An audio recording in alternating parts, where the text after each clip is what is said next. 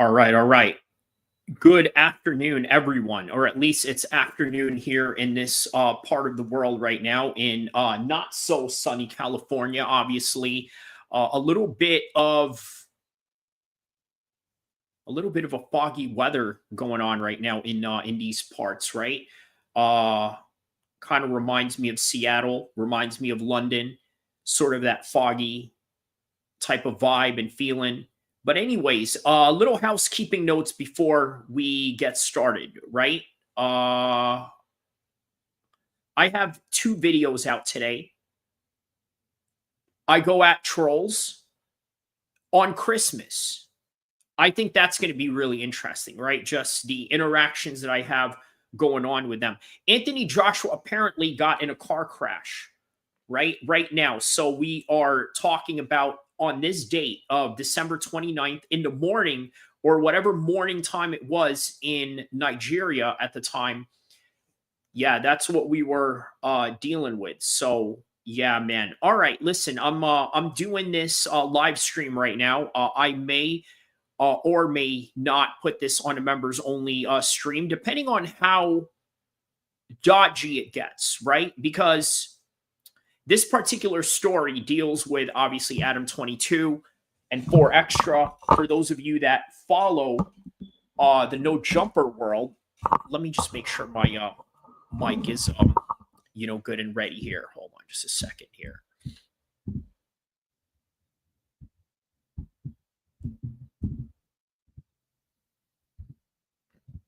Let me just make sure the mic is good right here.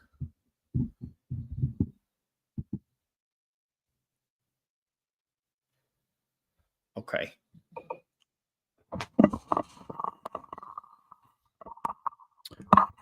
Mic check.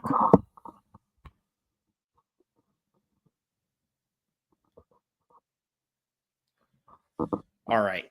Good. So we got it on and cracking right now. Okay. So all right. So the reason, let me preface this, right? The reason why I may have to put this in a members only or possibly, right? Just depending on how dodgy this particular subject gets, right? You're talking about a gang member who lost his hand in a 4th of July fire accident, right? And I briefly talked about this before, right? For those of you that are not familiar with it, I do have a video out on that particular topic regarding 4 Extra and the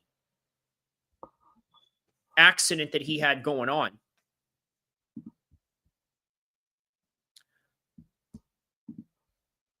So let me see if I can play this video right now.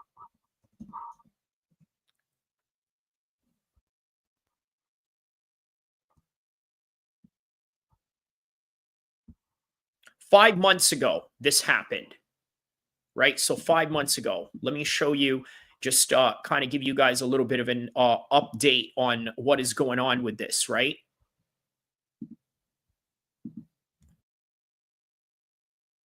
Thousands, 2020s. Here it is, the new age of rolling 40s, where it seems to be a priority to get on camera. So, okay, at one point, they were friends. Okay, they were buddies. They were co-host, employee-employer type of relationship they had going on.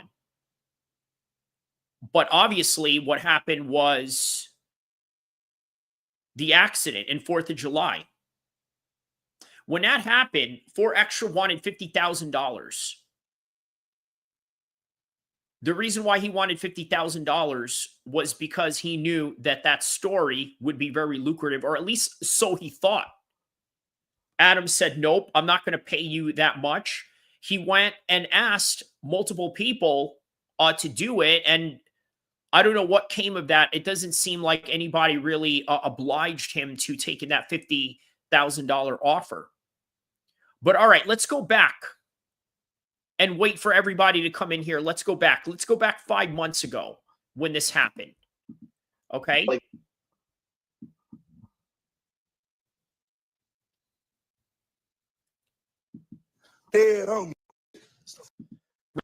Remember, preface here. He lost his hand at a fireworks accident. right? This is how he lost his hand. So that's what we're going to talk about right now is how he lost his hand, why he wanted to capitalize off it, rightfully so. But yeah, all right, let's get to it. Fourth, I'm gonna blow. I want to get blown up today. The back, I'm blowing it up. Stop playing CDs. I'm throwing them in your house. I'm throwing them at you. Vernon Avenue, the back. I'm blowing your ass up. Oh, Nubs, I challenge him to a handball match. Let's see who can juggle better in a real way. Oh, and you see what happens, Brodusky, when you do the devil's work. Yeah.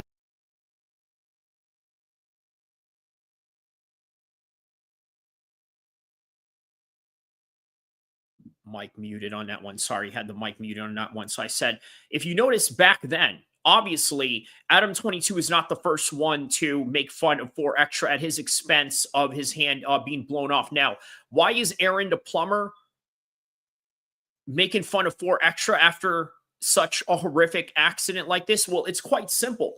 The reason being is because they were calling each other out to fight online. They were calling each other out to have a boxing match, and it never came about. And now it seems that Aaron and Adam feel a little bit froggy in taking that fight, right? Because they know they have a distinct advantage, which is having two hands, which obviously is either cowardly or smart, right? Considering that he knows there is no way he would have had any chance against him at all in that type of scenario, right? In a scenario where 4Extra is 100% healthy. I'm saying you surround yourself with people like Adam16 in a real way. Adam16 probably gave them fireworks in a real way. Brodusky, kaboom, this hand, there you go. Oh, whiskey, you're done for, Brodusky. You know what I'm saying? You're trying to be a big bad wolf, trying to bully people. You see how you did 607? Kabloom. Now he needs 4 extra fingers. Yeah. So here's the thing, right? There's this perception that 4Extra goes out and bullies other people, right? I disagree with that notion. Look, he lives in a world of gangbanging in South Central LA, right? What is the name of the game if you are in that game? It is to dominate the enemy at all costs and to show a prominence of power.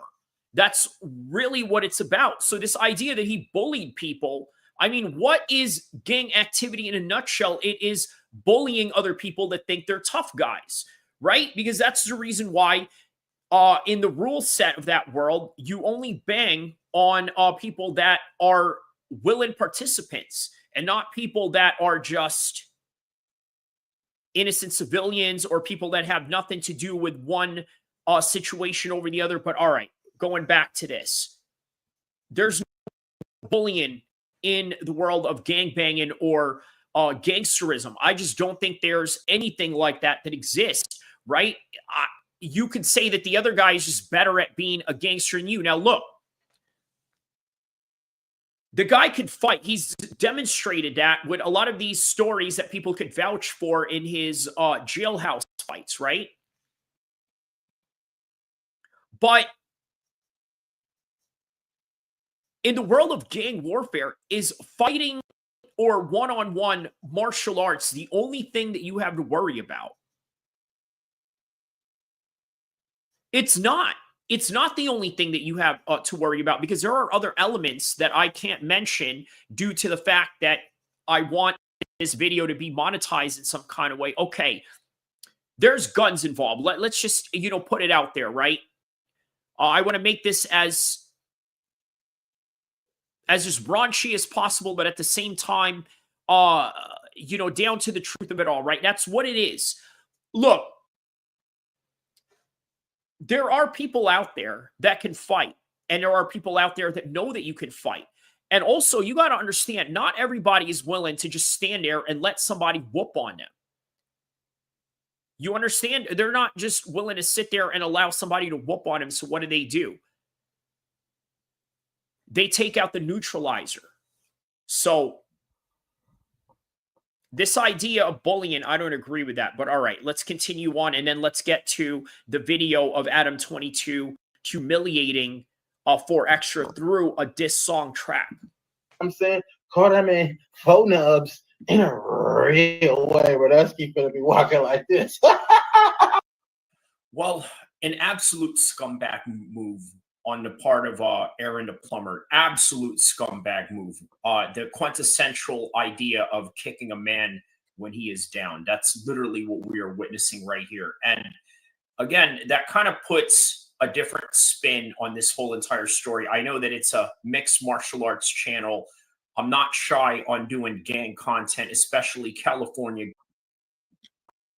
All right, so we're going to listen to this and then wait for people to pile in here real quick. On top of that, so I figured there is a mixed martial arts angle to this, and it's sort of similar to what you see when a lot of fighters who are doing good have a little bit of attraction, have a little bit of a following, and then all of a sudden they get into these prospect fights. They lose to a guy they were not supposed to, and all of a sudden everybody is kicking them when they are down. Obviously, there's several examples of this from the past that we can name from.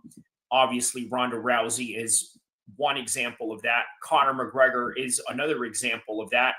And if Islam Makhachev or Khabib were to fall in any kind of way, it would be a great example of that, let alone John Jones would be a great example of that. But obviously, this particular subject matter at hand, when it comes to LA gangs, LA Crips, and then you got a social media influencer like Aaron, who has been trying to get at 4Extra, or at least 4Extra's been trying to get at him. Either way, it's a mutual combative situation online, right? So still a scumbag move. The quintessential idea of kicking a man when he is down. So it all started just like all 4th of Julys, right? You're hanging out with the homies. You're in the block. You guys are getting ready to buy some fireworks. On top of that, you're getting ready to sort of blow them up later on tonight, right? And next thing you know, you don't even make it to the night. You don't even make it to the actual fireworks. You know, the fireworks that the city pulls up or whatever type of venue. You know, they have those big fireworks in Vegas. They got those in Disneyland, so on and so forth, right? The real big ones, right? And then there's ones in your municipal area where they have their own fireworks. So that's sort of how it started. And all of a sudden it ended up like this, right? Just extremely devastating.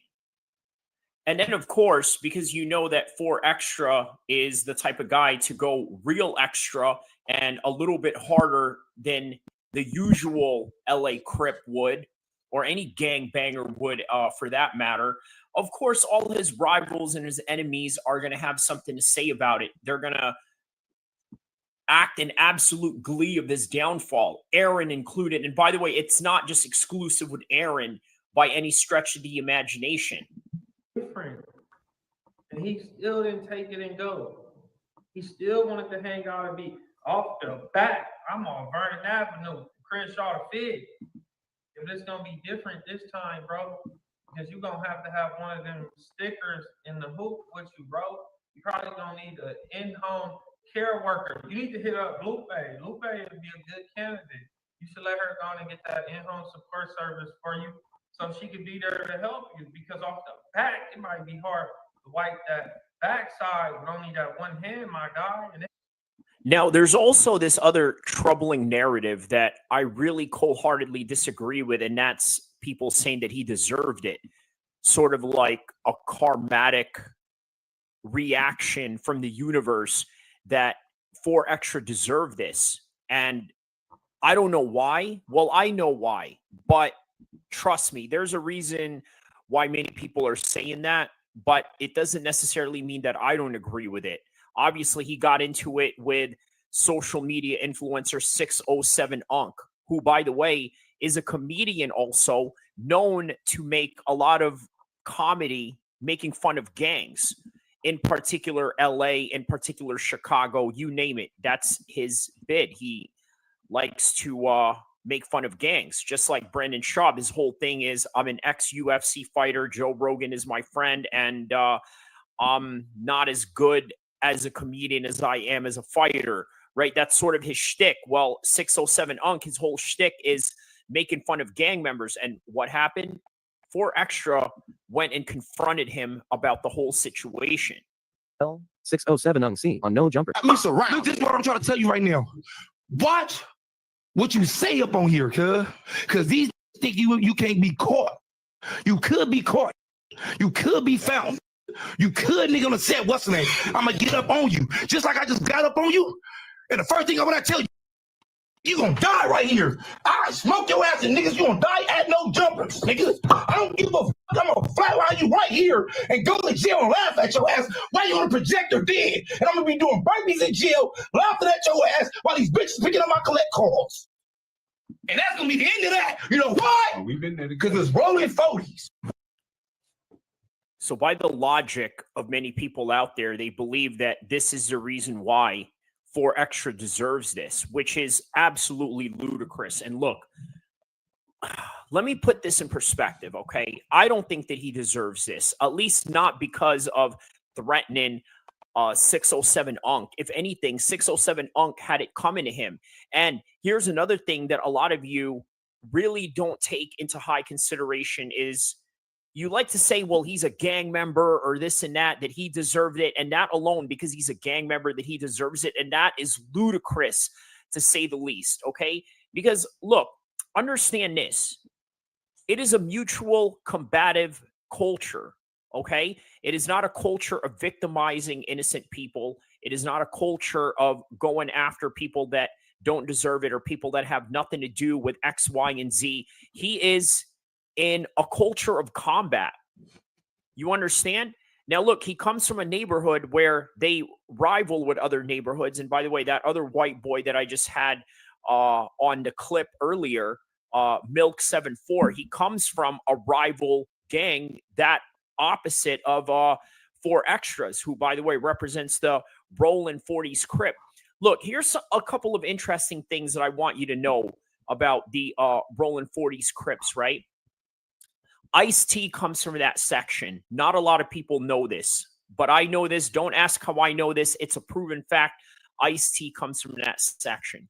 Another thing, they rejected Tupac joining the Rollin' 40s Crip. I want you to put that in perspective. They rejected Tupac back in the 90s before Tupac joined Death Row Records and before Tupac was a Death Row member. Was a Death Row member and a member of the... All right, let's get to this diss track going on here. Hold on.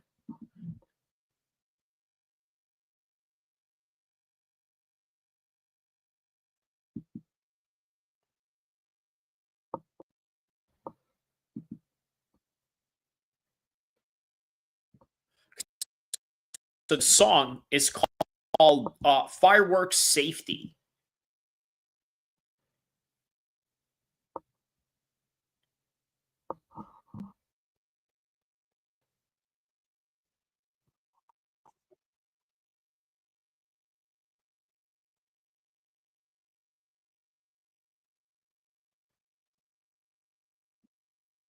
All right. So what are you confused about? Down, okay? Just so kind of give you a little bit of some synopsis. Okay. So Adam22, we know who he is, right? Vlogger, No Jumper owner, right? He's challenging his former employee to a boxing match. Okay. 4 Extra happens to be a Crip Gang member, okay, that lost parts of his hand during a 4th of July fireworks accident. Okay, now ever since that accident, 4 Extra demanded $50,000 for a comeback interview. In other words, he's trying to monetize off of his accident. Now, Adam22, okay, Extra's former boss, is now beefing with him even worse, challenged him. He's challenging a one-armed man to a boxing match. I mean, don't you find something wrong with that? He's challenging a guy whose hand got blown up, right? Okay, now Adam22 is making a diss track, and this could get really dangerous and deadly. And if you stay tuned, we're going to talk about the UFC's price deal of Paramount later on. Let's get to this diss track that Adam has colorful on fireworks on his display. former employer. However, the thrill of fireworks can be dangerous. Here are the top 10 fireworks safety tips to follow while setting them off at home. You say you in the field, bitch, with 22 the gardener. You should have took a safer route and got yourself a sparkler. You think that I was Jesus, keep that tool like I'm a carpenter. What? She could be Sabrina Carpenter. I'd still fart on her. You ain't drinking, smoking, yeah, well. Oh, man. He said, I would. I mean, you know, that's typical white boy humor, right? You know, toilet talk, you know, this, that, and the other. He says, if this was a scam live or not, the audio isn't matched up with the video. Oh, okay. Gotcha. Okay, gotcha. Guess what? We don't give a fuck. Since he got nerfed, I think that something's up. He's moving like a club. I promise you the fireworks in my hand is finna bust. You can't even ball your fist. How you finna rep the glove? Wow. He said, you can't even make a fist. How you gonna make the glove? Let me give you a little bit of some context what he's talking about, right? I'm going to show you what he's talking about right here, right?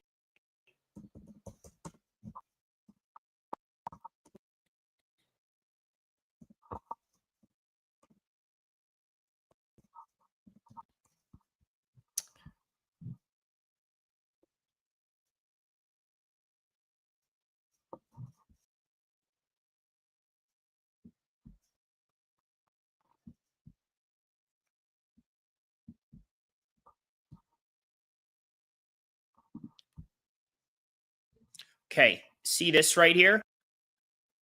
Most rolling forwards hat right here. Okay, so when he says, how are you going to make a glove if you can't even make a fist? That is literally what he's referring to right here. So this is their gang insignia right here, or at the very least, the, see, right there. It's like baseball teams or something. Nope. The New York Yankees symbol is for the East Coast Crips, right? Not to be mistaken with actually the East Coast, but they call themselves East Coast because they live on an east part of LA that is near a coast, if that makes any sense, right? But that's the reason why they call themselves East Coast Crips, not to be mistaken by Crips who are actually in the East Coast, such as New York, Massachusetts, so on, right? That glove right there. I believe that is a Milwaukee Brewers, right? I don't know. I don't follow baseball. I just know that that hat right there is for rolling 40s, right? I know that much, right? Because it has 4 fingers, if you notice, right? Which, by the way, symbolizes the number of the street that they're from. So 0 right there, 4 fingers. Okay. So when they throw the 4 up, obviously that is what it symbolizes. So street names, street addresses with certain numbers are very significant in gang culture. All right, so let's get back to this diss track. Shots my folks on Vernon Ave. Yeah, they know. Last time you was in the county was for beating on your bitch. Put a carrot in a man's ass. I think you like dick. You make it LA. He says that you stick a carrot in a man's you know what, and I think that you like it. What is that in reference to is, well, let's just say that 4 Extra had some prison stories along the way that sort of corroborate with look bad with them smoke shop fits. Hey, I just hit the shawarma truck with my llama. He said he just hit the shawarma truck with my llama. I fell off my bike 1,000 times, ain't lose an arm or none. Wow. Okay. So for those of don't know, Adam22 was a former BMX rider, right? He said that he never lost, an Armora NUT at all, right? And he's referencing to the fact that, hey, look, I'm in a dangerous sport such as BMX, because regardless of what you think of Adam22, regardless of what you think of BMX, regardless of what you think of skateboarding, regardless of what you think of rollerblading, regardless of what you think whether one is more dangerous than the other, BMX is still a dangerous sport by the end of the day. And Adam22 is referencing the fact that, hey, I never had serious injuries regarding my BMX career. And this guy fires up one fireworks and ultimately ends his, I don't know, I mean, you could say what, his gangbanging career? I don't know if there's even a criteria in whether you can be crippled or not crippled while you're gangbanging. I don't know. But The fact that you switched on me, you even turned on Spody face. You're the reason gangbangers should never, ever own grenades. there should never own grenades. Wow. Okay, so much to unpack on that, right? When he says that gangbangers should not own grenades, I mean, let's be honest, right? Gang members, as I have compared to you guys in the past before, I told you that gang members are no different than how, let's say, insurgent forces around the world operate. There's not a lot of structure. I mean, you could say that the northern persuasion or the southern persuasion on the Mexican side has a lot of structure, but ultimately, even with structure, yes, insurgent forces do have structure as well, but they are still a ragtag group of guys, right? Meaning that they're very green when it comes to operational awareness, certain military bearing that you should practice when you're out in the field, or a certain habit of being meticulous to observing your surroundings around you. And then also, on top of that, the difference between a gang member and, let's say, a person who is either an insurgent or, let's say, somebody who is in a formal military, right? Such as like a special operations, Marines, Navy SEALs, or this and that. The difference between them is that there's a certain level of covert lifestyle that they have to live. Okay, that's what I'm trying to convey at, is a certain covert level of privacy in which sometimes gang members, depending on who they are and if whether or not they are affiliated with a rap group, they lack this sense of privacy. Pop Smoke got hit up in his Airbnb in the Hollywood Hills because he gave up his location on Instagram. PB Rock, the same thing, got hit up by a bunch of Hoover criminal Crips down in South Central LA, right? Showing up at a Roscoe's chicken shop. Who gave up his location to a girl that he was with. She got hit up too. So there's a lot of carelessness in the world of being a gang member, and especially being a rapper. So when he said it's better they don't own grenades, I know he's talking about this guy in a bantering kind of way, or in a dissing kind of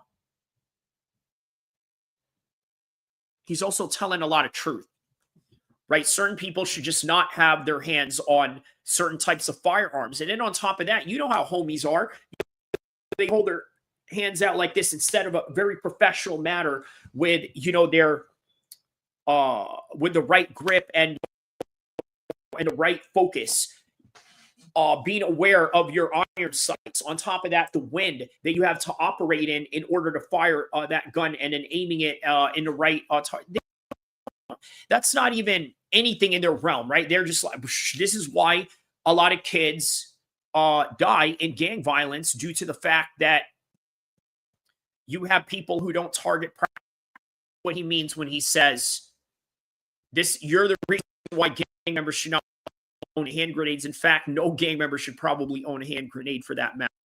I was trying to take you out. Nor do I even know anybody with that type of weaponry at all, if I even know anybody with any type of weaponry at all, for the record. Trenches, keep you out the feds. When I said I'd be a helping hand, this wasn't what I meant. Munchie B can see that he's retarded. He said, when I said I'd be a helping hand, that's not what I meant. And then he says Munchie B, obviously another host, Adam22, who's also blind.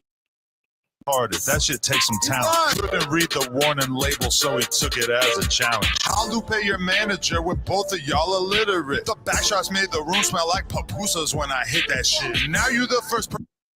I don't even want to react to that last thing that he just said. Illiterate. The backshots made the room smell like pupusas when I hit that shit. You're with both of y'all illiterate. The backshots made the room smell like pupusas when I hit that shit. All right, let's continue. Now you the first person that I call when I hit a lick. Cause he won't leave no evidence cause he ain't got no fingerprints. He said, if I'm going to go hit a lick, meaning I'm going to do a robbery or a crime, I'm going to call you because guess what? You don't have fingerprints. That's cold. Oh, man, that's cold. Look, I tell you what, man. On a scale of 1 to 10 bars that Adam has so far, just within the first 1 minute and 30 seconds that we're listening to this, I'm going to give it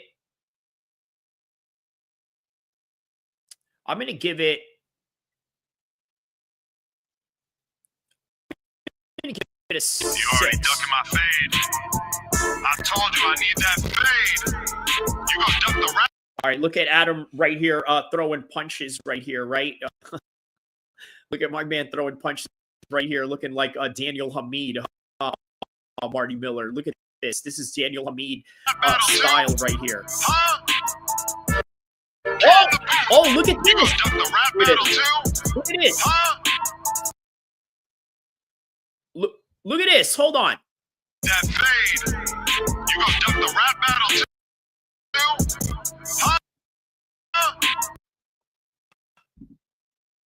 Look at that. Right there. Adam22 with the Anderson Silva front kick. Right there. Hey, you know what, though?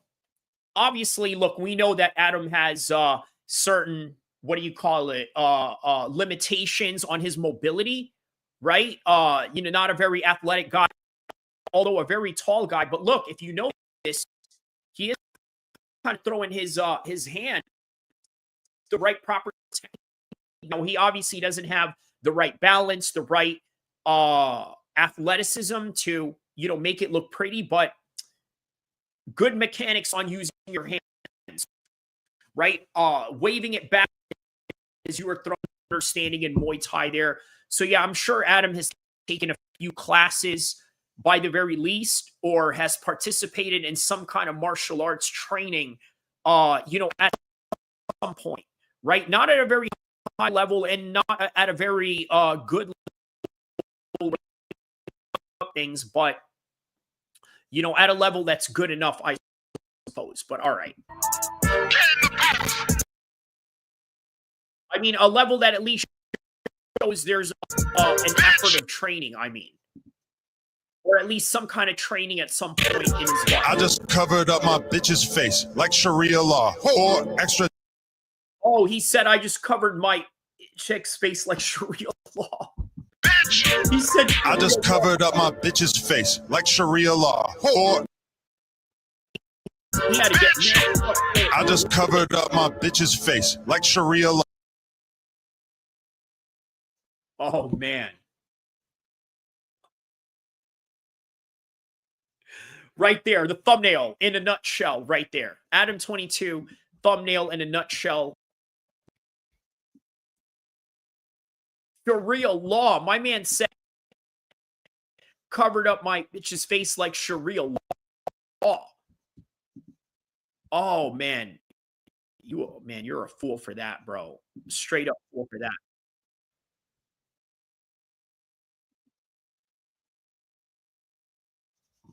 Wow, okay.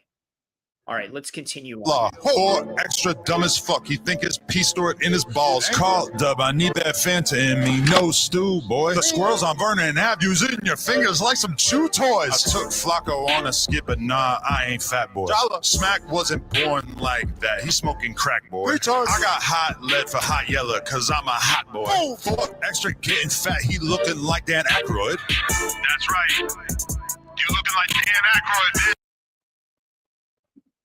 He said Dan Aykroyd. I don't understand the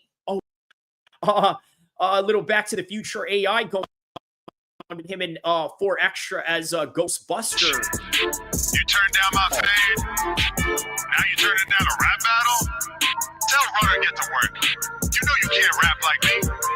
Hey, if he rhymes more than 2 words together, then you know he ain't writing. 4 Extra.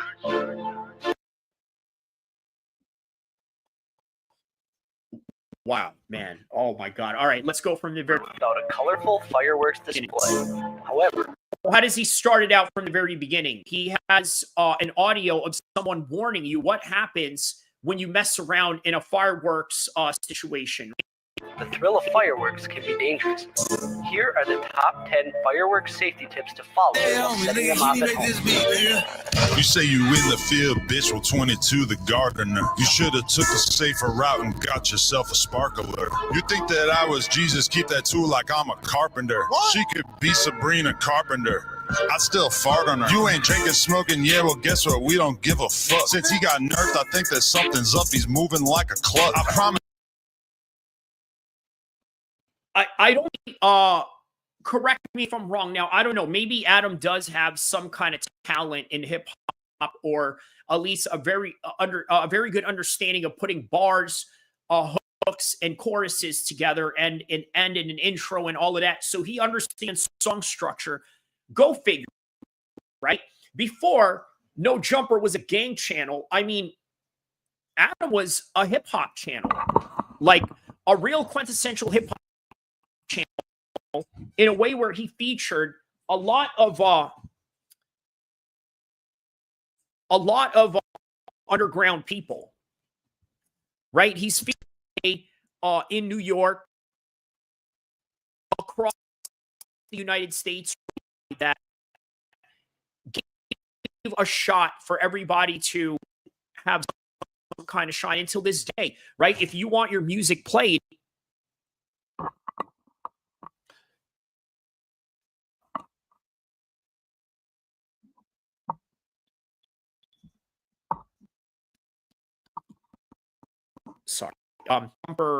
when they have one of those, let's hear your music type of thing. So he does give people opportunities to a certain extent. All right, let's go on. You the fireworks in my hand, it's finna bust. You can't even ball your fist. How you finna rep the glove? Shots my folks on Vernon Ave. Yeah, they known to set trip. But last time you was in the county was for beating on your bitch. Put a carrot in a man's ass. I think. Wow, how about that? Hold up. He said the last time you were in a county was beating on your bitch. Wow. Is that true? Look at it and see if that is true. Okay, let's look it up.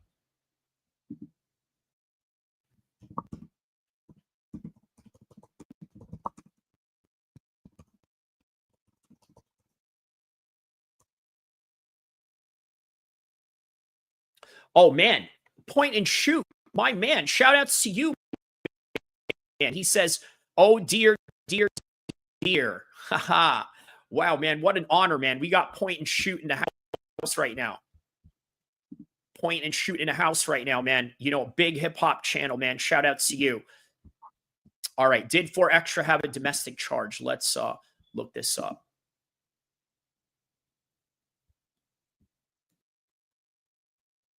There is no mention in a public search results of 4 Extra having a domestic charge. His legal troubles and arrests are publicly reported involve parole violations, fighting rival gangs when he was a minor. Wow. Okay, so he was really on that stepper program when he was young. News coverage on his own discussions about his legal history focus on fighting rival gang members. At 12 years can you imagine that? This dude,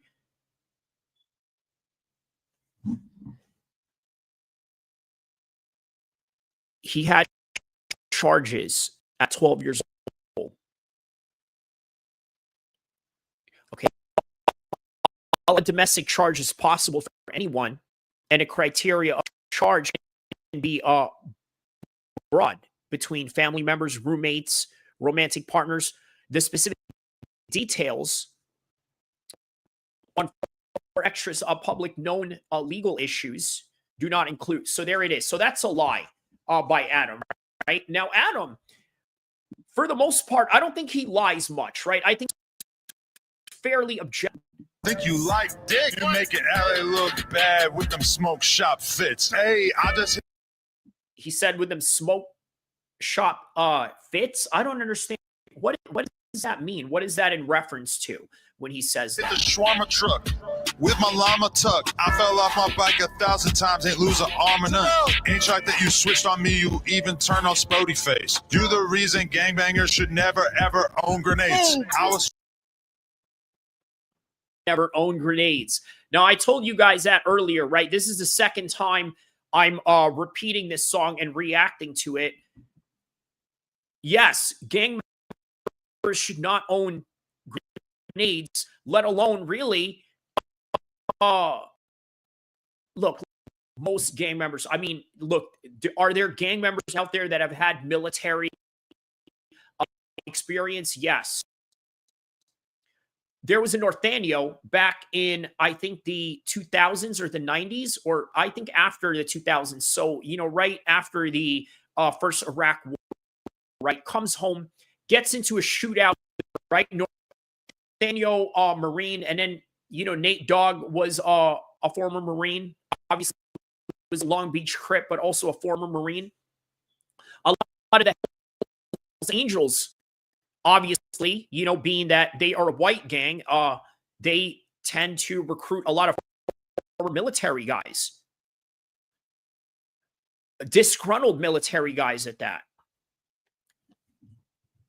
But for the most part, there's not that same military professionalism in most gang members. As I told you guys earlier, gang members are no different than insurgent or you know, fringe ragtag forces around the world. trying to take you out the trenches, keep you out the feds. When I said I'd be a helping hand, this wasn't what I meant. Munchie B can see that he's retarded. That shit takes some talent. Couldn't read the warning label, so he took it as a challenge. I'll Lupe your manager with both of y'all illiterate. The backshots made the room smell like papu.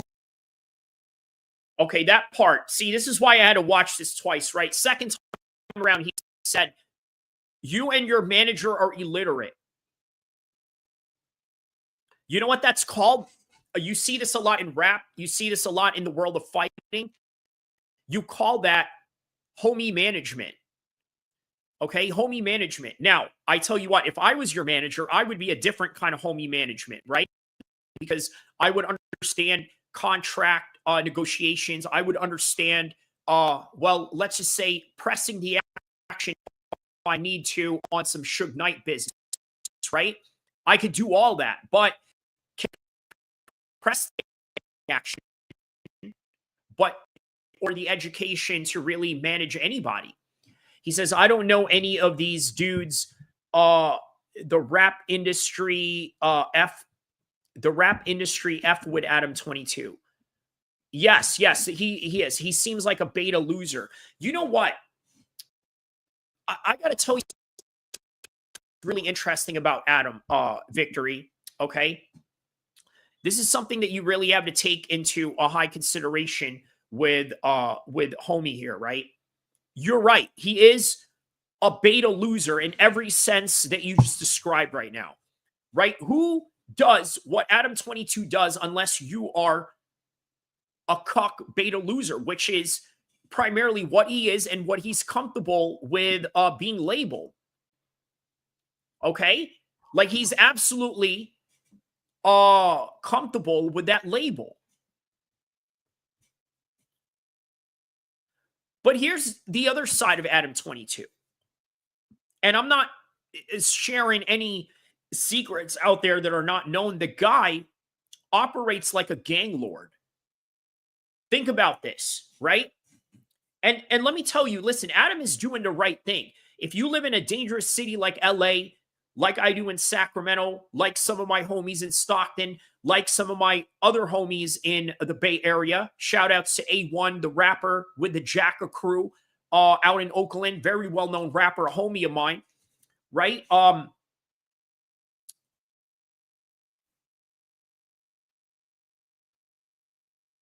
They understand this. They understand this concept, networking. Every part of any industry sector does this, networking, right? Do you understand the type of network that Adam has? Now, I'm not saying Adam is the only one, right? Very similar to when Snoop Dogg said to Tupac, he said, yo, Pac, you know, we not the only gangsters out here, bro. Because the way that Tupac exuberated his energy towards Snoop Dogg, it was like, yeah, we're death row. You know, ain't no ninjas like us. This, that, and the other. We're the most gangster people out there. Snoop, who is a Long Beach Crip, was around some of the baddest gangs in the world, in particular in California, right? In Long Beach, you got Insane Crips, Rollin' 20 Crips, where Snoop Dogg is from, Asian Boy Crips down in Long Beach. Then you got the TRG, the enemy of the enemy of the Asian Boy Crips, right? The Tiny Rascal gangs, right? And then you got other Crip gangs from there's the Insane Crip, there's 21st, but yeah, there's all of these different Crip sets in Long Beach, right? And Snoop has been around it. He's grown up around it, so he knows that they are not the only one. But what does it take to not be just the only one, or to be, you know, an effective gangster and what have you? You got to network, right? You got to have homeboys, not only in your own hood, but other people in other parts of it, or surrounding it, or in other states, maybe in even other countries, if you really want to be a James Bond villain about it, right? But Adam22, he operates like a gang lord, yet he is exactly what you are saying right here about Adam22. Okay, he seems like a beta cuck loser, but in reality, he's not. The guy is a boss. The guy is a gang lord, a civilian gang lord. That's the best classification I can give about Adam22, right? He's a civilian gang lord, meaning that he doesn't live the gangster life, but he's affiliated with a lot of gangsters. Okay? Now imagine if you had a figure like Adam22 from the East Coast, but comes from a thuggish background and not necessarily from a gang background, because we got a lot of those in the East Coast, right? Remember, I grew up in the East Coast and I also grew up in the West Coast, so I understand the dynamics of these two parts of the United States, right? In New York, there are guys that are not affiliated with gangs, but have lived the street life. And as such, living a street life, they live by a code where they say absolutely nothing to anybody about X, Y, and Z, right? They don't snitch. They don't tell on anybody. They stand 10 toes down when they need to, but they're not in a gang. There's a lot of people like that in the East Coast, right? In the West Coast, if you are about that life, it's almost impossible to be about that life without having a group around you, although it is possible, right? But if you had a guy like Adam22 from the East Coast who was exactly what I just mentioned to you, a street thug with no gang affiliations, an East Coast type of guy, he could have easily came there and created a criminal enterprise. Not saying that this is what's happening, right? I'm just saying in a hypothetical setting for entertainment purposes of what we're talking about. There are guys out there with the same opportunity and the connections that Adam has could build a criminal empire out of that. So yes, he is that, but at the same time, right? Exactly what you mentioned here about Adam22. He is this, but at the same time, he's also a gang lord. Now, I don't want to just make this about Adam, right? This, well, the next part that I'm about to say, right? But what I'm saying is that for anybody, people have complicated realities. This is something I need you to understand, right? People have complicated realities. There are people who seem like they're a square, seem like they're normal people. They have a normal job. They live in the suburbs, but little you know, that person could be affiliated with a gang or is running drugs from here to Colombia, Mexico, and all the way to Ireland, Dublin, and the Netherlands, right? There are people out there like that. But at the same time, they don't look like the normal, stereotypical gangsters, right? They sound like college-educated people. There are people like this, right? A great example of this, you ever seen the episode of Fresh Prince when Carlton Banks joined a gang? Let me see if I can play that. I think we'll get copyright struck from it, but let me see if I could pull up a picture of that, right?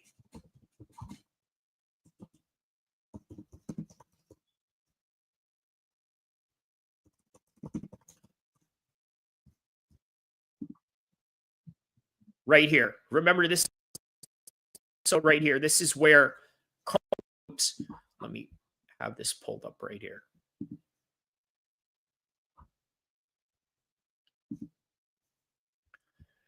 When Carlton Banks was in a gang, okay? And I believe Debo was also part of this episode as well, from what I remember. Right? Debo also made a feature in this. Where is Debo here?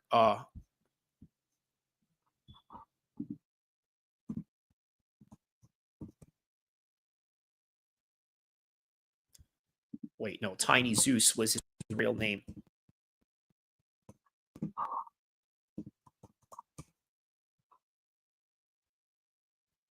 Huh, why don't they have... Okay, well, all right. Tiny Zeus was there, but he does talk about it. Let's hear what he says about this.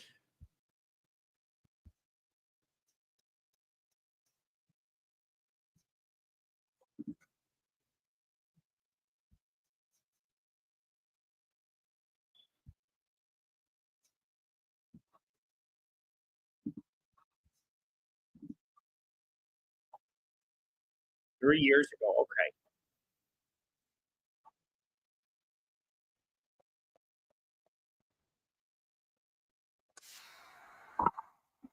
All right, so this is a pro wrestling channel that we're getting this off of. Okay.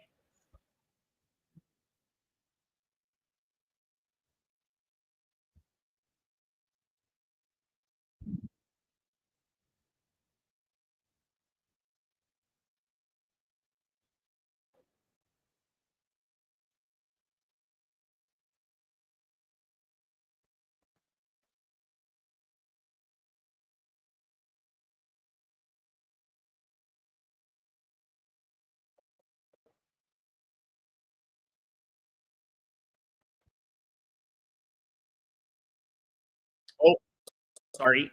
In other words, he said, make the effort. I'm just not going to give you nothing. Yeah.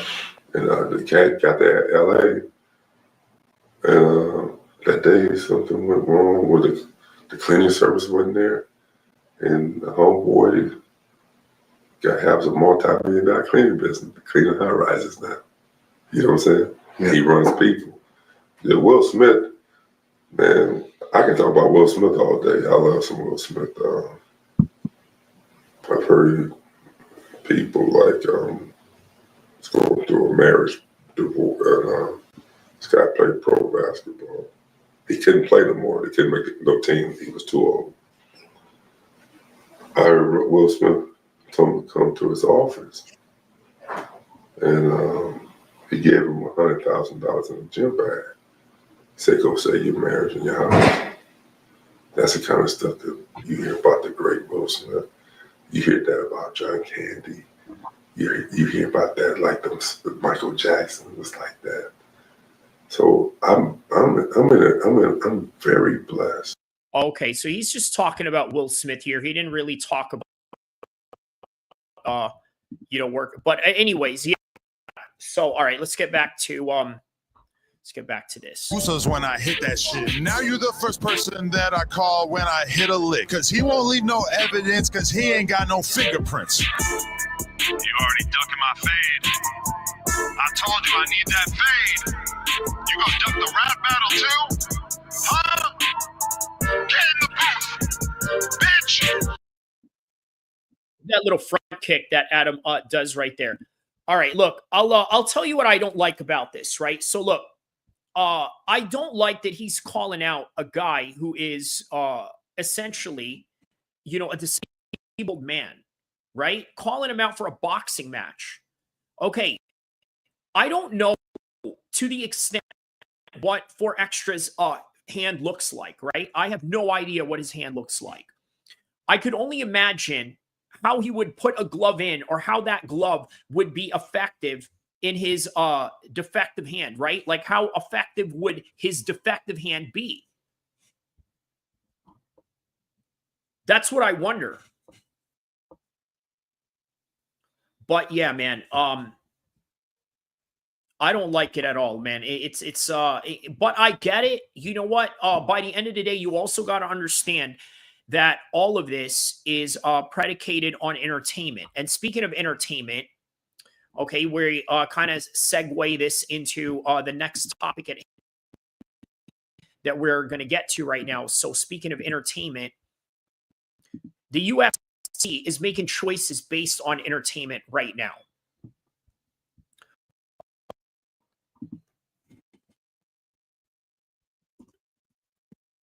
So why are they doing that?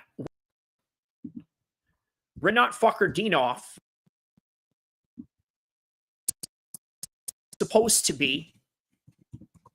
was supposed to continue UFC.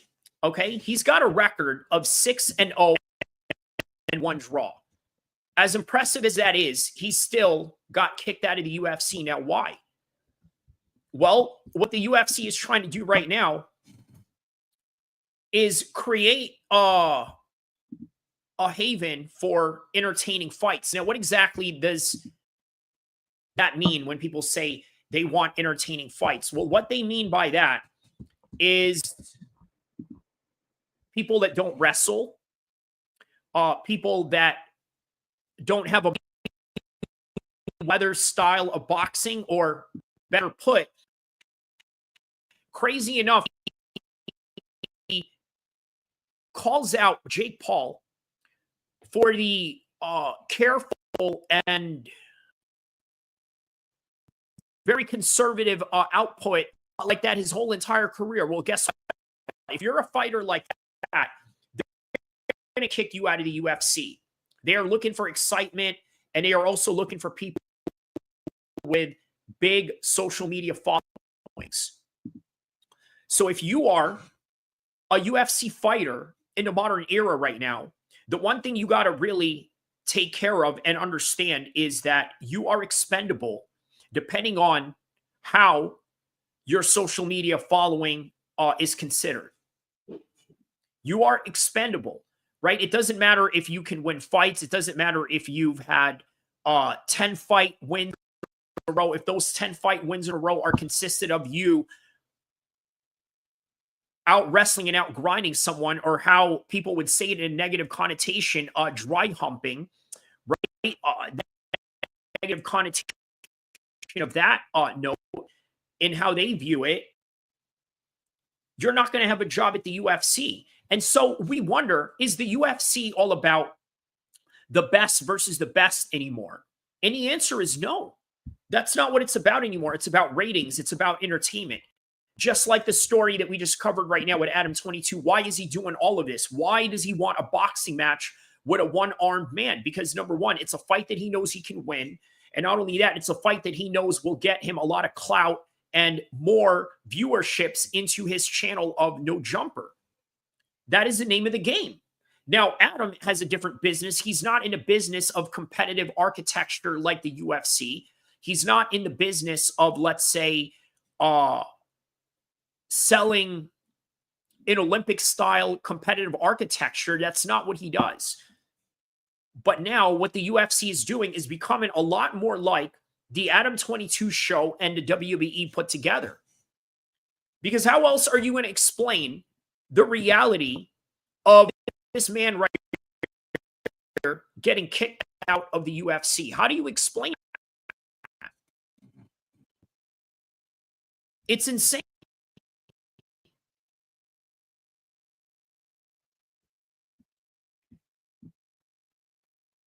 Let's take a look at Rinat Fakhretdinov's record. And saying his name is so risky. Rinat Fakhretdinov. You say that again, Rinat Fakhretdinov. Okay, so let's take a look at the wins that he's had in the UFC. Not a lot of well-known names. I mean, obviously, he's taken out Kevin Lee, Brian Battle, another Spice Lee, which he beat in the UFC Warriors. Was before he got in there. Guerrilla Fighting. That was Khabib's league before it turned into that he ended up buying in a Khabib card. So he has a draw over Dos Santos. Has a win over Nicholas Dalby. That's not a bad win. A decision over Carlos Leal, but yet he gets a first-round knockout against Andreas Gustafsson. And now he's out of a job. I need you to think about that, right? Nobody is safe in the UFC. Look at this. This is the kind of record that he has going on, and yet he's not safe in the UFC. How insane is that?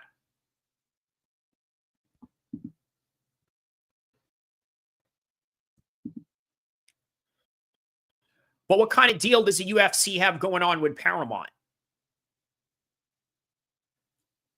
A $0.7 billion deal, which means that every year they dollars. So they have a salary of $1 billion every year. Imagine that. So with all of that going on, you're thinking to yourself, man, I don't really need a lot of these people, right? These people that win fights but are not exciting. And not only are they not exciting, they also don't draw any seats. But here's a couple of problems with that, right? The problem with that is that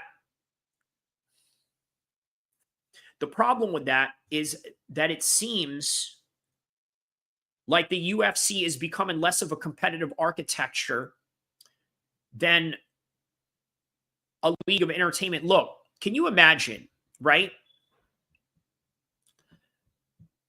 If Tom Brady got cut a couple of years ago when he wasn't as popular, because you know what, you're not that popular, Tom Brady, we're going to get rid of you. Imagine that, right? Imagine if they were to do something like that. So they get rid of Tom Brady. Is that fair, right? Considering that he is the best player in the world? And that's okay to do? I don't know, man. You know, it doesn't seem like, a fair thing to do. But the UFC is not about fairness.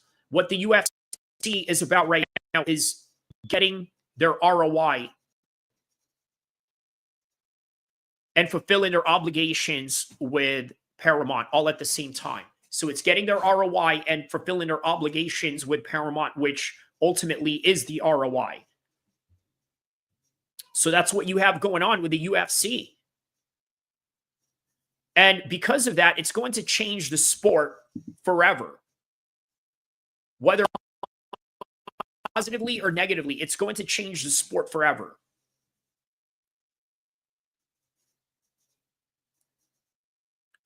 Now, do I agree with it? Personally, as a hardcore, no.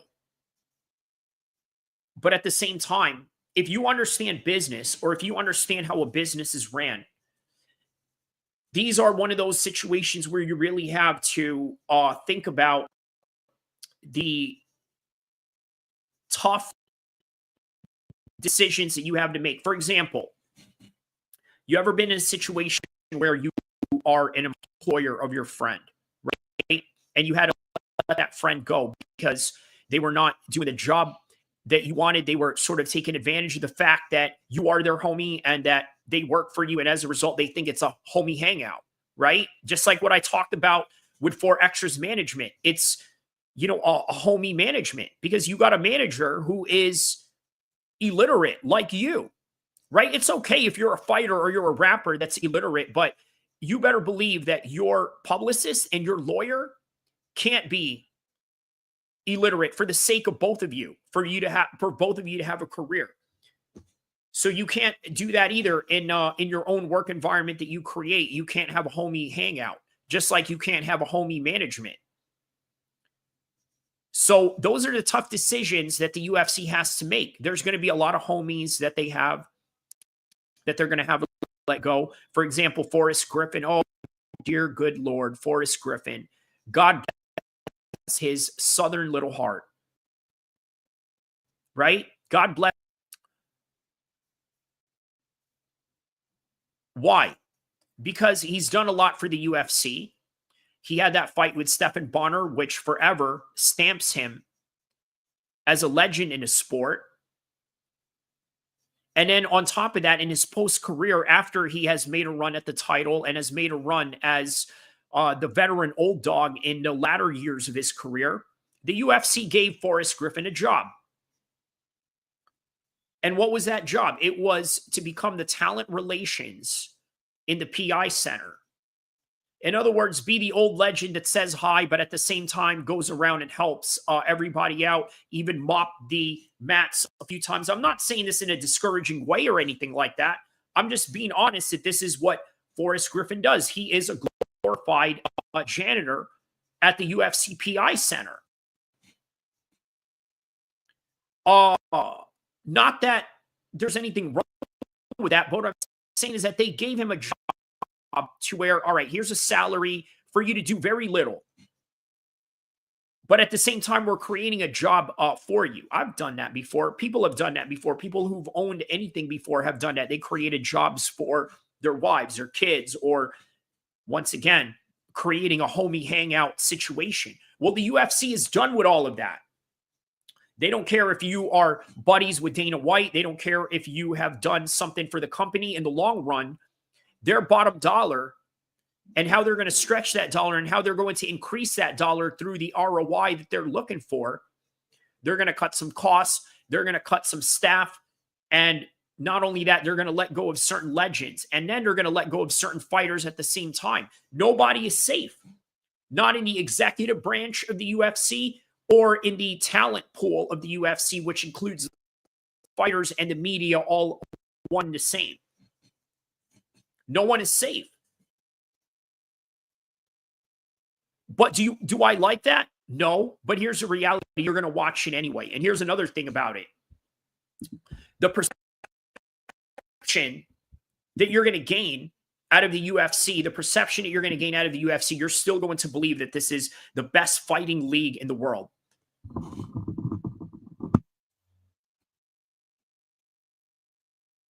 I guarantee you, even though it's pushing out of that direction, you are going to still believe that the UFC is the best fighting organization in the world, even with Paddy Pimblett as the 155 champion. Now, look, I'm not discouraging Paddy Pimblett in any way. Don't get me wrong and don't get me twisted. The thing with Paddy Pimblett is that he becomes a champion at a time when Islam Makhachev no longer wanted to be in the 155 division. Which means that he has the ability to beat everybody.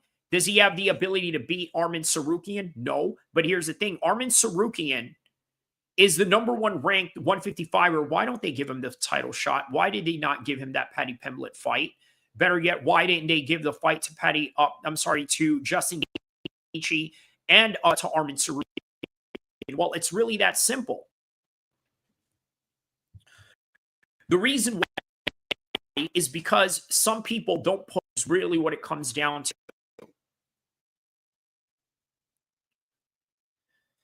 When Islam and Arman were set to fight, the UFC put a lot of dollars and cents into that fight. The promotion of it, right? Trying to get people excited for it. And then for whatever reason, Armin Sarukian got pulled out of that fight, which, by the way, creates distrust from the viewers, right?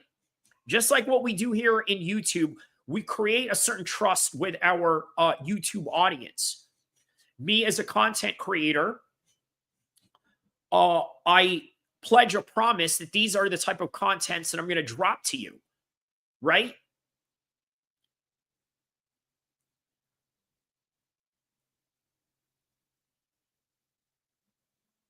So, sorry, hold on a second here. Hold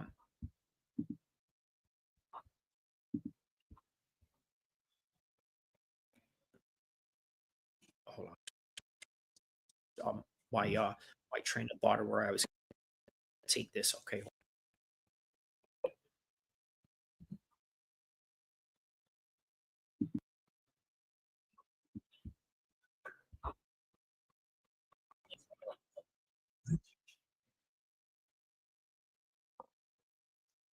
Oh my goodness.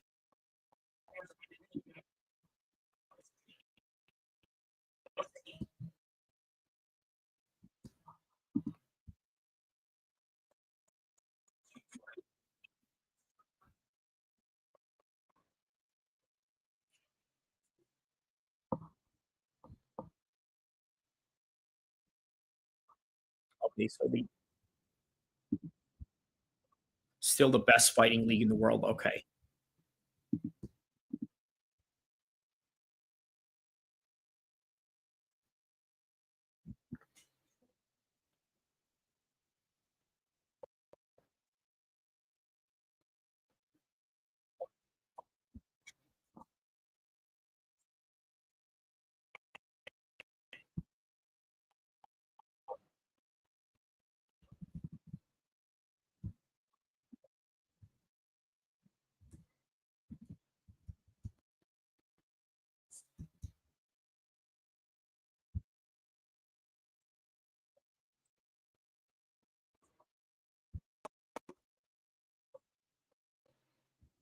Okay.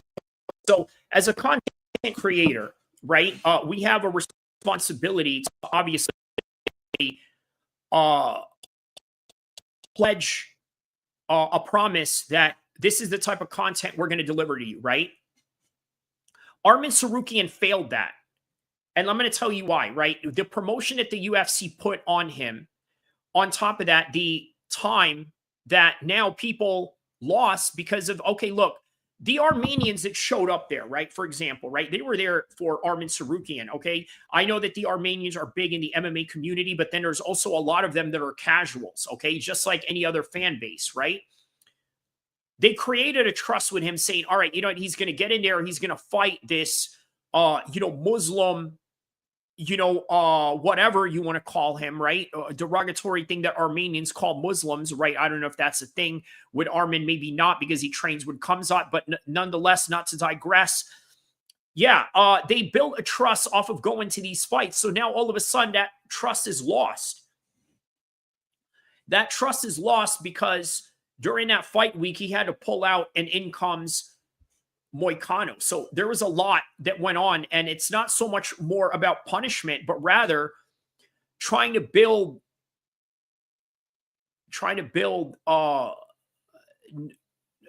basically trying to build hype for that fighter and whatever fight it is that they wanted to put them. Look, Islam is completely gone. So now that has sailed for Armin Sarukian to fight him.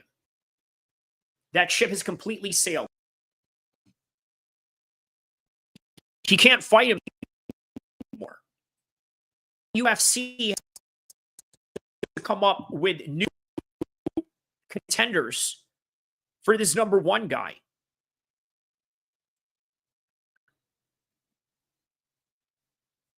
You understand? They have to create new contenders because now Islam is gone. And they have to create new faces for Armin Sarukian, who sits at number one like John Fitch did in the earlier days.